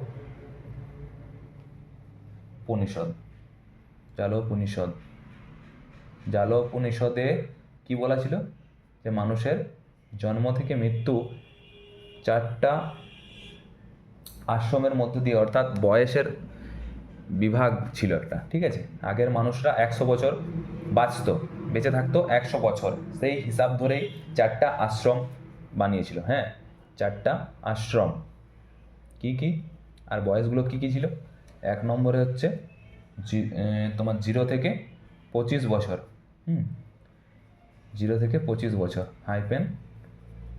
দ্বিতীয়তে ছিল 25 থেকে তোমার 50 বছর, 25 বছর 25 বছর করে গ্যাপ আছে, হ্যাঁ। দিয়ে পরে 3 নম্বরে হচ্ছে 50 থেকে 75, 75 বছর, আর লাস্ট ছিল আমাদের 75 থেকে 100 বছর। তখনকার মানুষেরা 100 বছর ওভার বাঁচত, সেই জন্যই একটা করা হয়েছিল। এখনকার মানুষ তো অতদিন বাঁচে না। তো 0 থেকে 25 বছর যেটা পালন করতে বলেছিল আমাদের চতুরাশ্রমে, সেই চতুরাশ্রমে কি বলা ছিল যে 0 থেকে 25 বছর পর্যন্ত আমাদেরকে ব্রহ্মচর্য, ঠিক আছে, ব্রহ্মচর্য থাকতে হবে। তারপর 25 থেকে 50 বছর আমাদেরকে গৃহস্থ, অর্থাৎ গৃহস্থ, ঠিক আছে, অর্থাৎ কি আমাদেরকে গৃহস্থ অর্থাৎ ঘর সংসার সম্বন্ধে সংসার ধর্ম পালন করতে হবে। তারপরে 50 থেকে 75 বছর আমাদের কি বলা আছে, বানপ্রস্থ,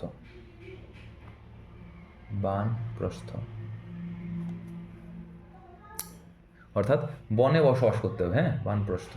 আর লাস্টে আমাদের আছে সন্ন্যাস ধর্ম,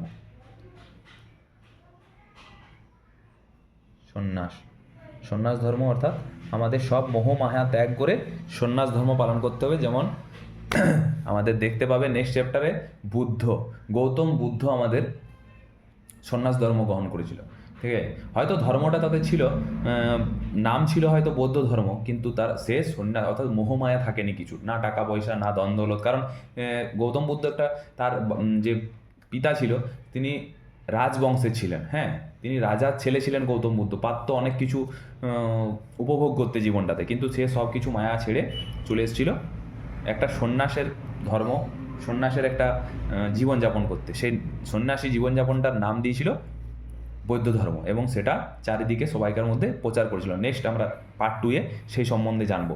যদি ভিডিও ভালো লেগে থাকে অবশ্যই বন্ধুদের মধ্যে যারা প্রিপারেশন নিচ্ছে, যাদের দরকার আছে প্রয়োজন আছে তাদের মধ্যে শেয়ার করবে, লাইক করবে, ঠিক আছে, কমেন্ট করবে। যদি কোনো অসুবিধা লাগে, কিছু জানার থাকে, কোনো প্রশ্ন থাকে অবশ্যই কমেন্ট করবে, ঠিক আছে, লাইক শেয়ার করবে। আর সঙ্গে জুড়ে থাকার জন্য অবশ্যই চ্যানেলটাকে সাবস্ক্রাইব করে দেবে, কারণ এরকম ভিডিও পেতে হলে আমার সাথে থাকতে হবে। আর চলতেই থাকবে, ইতিহাস সিরিজ শেষ হলে তার সাথে স্ট্র্যাটেজিকে, আর এইদিকে আমার সংবিধান, ইন্ডিয়ান কনস্টিটিউশন, ঠিক আছে, পলিটি শুরু হবে। পলিটিরও একটা এরকম সিরিজ করব, ঠিক আছে। তো এখানেই থাক, সবাই সুস্থ থেকো, ভালো থেকো। আর বেশি কিছু বলছি না, অনেক বড় হয়ে গেছে ক্লাসটা, ঠিক আছে।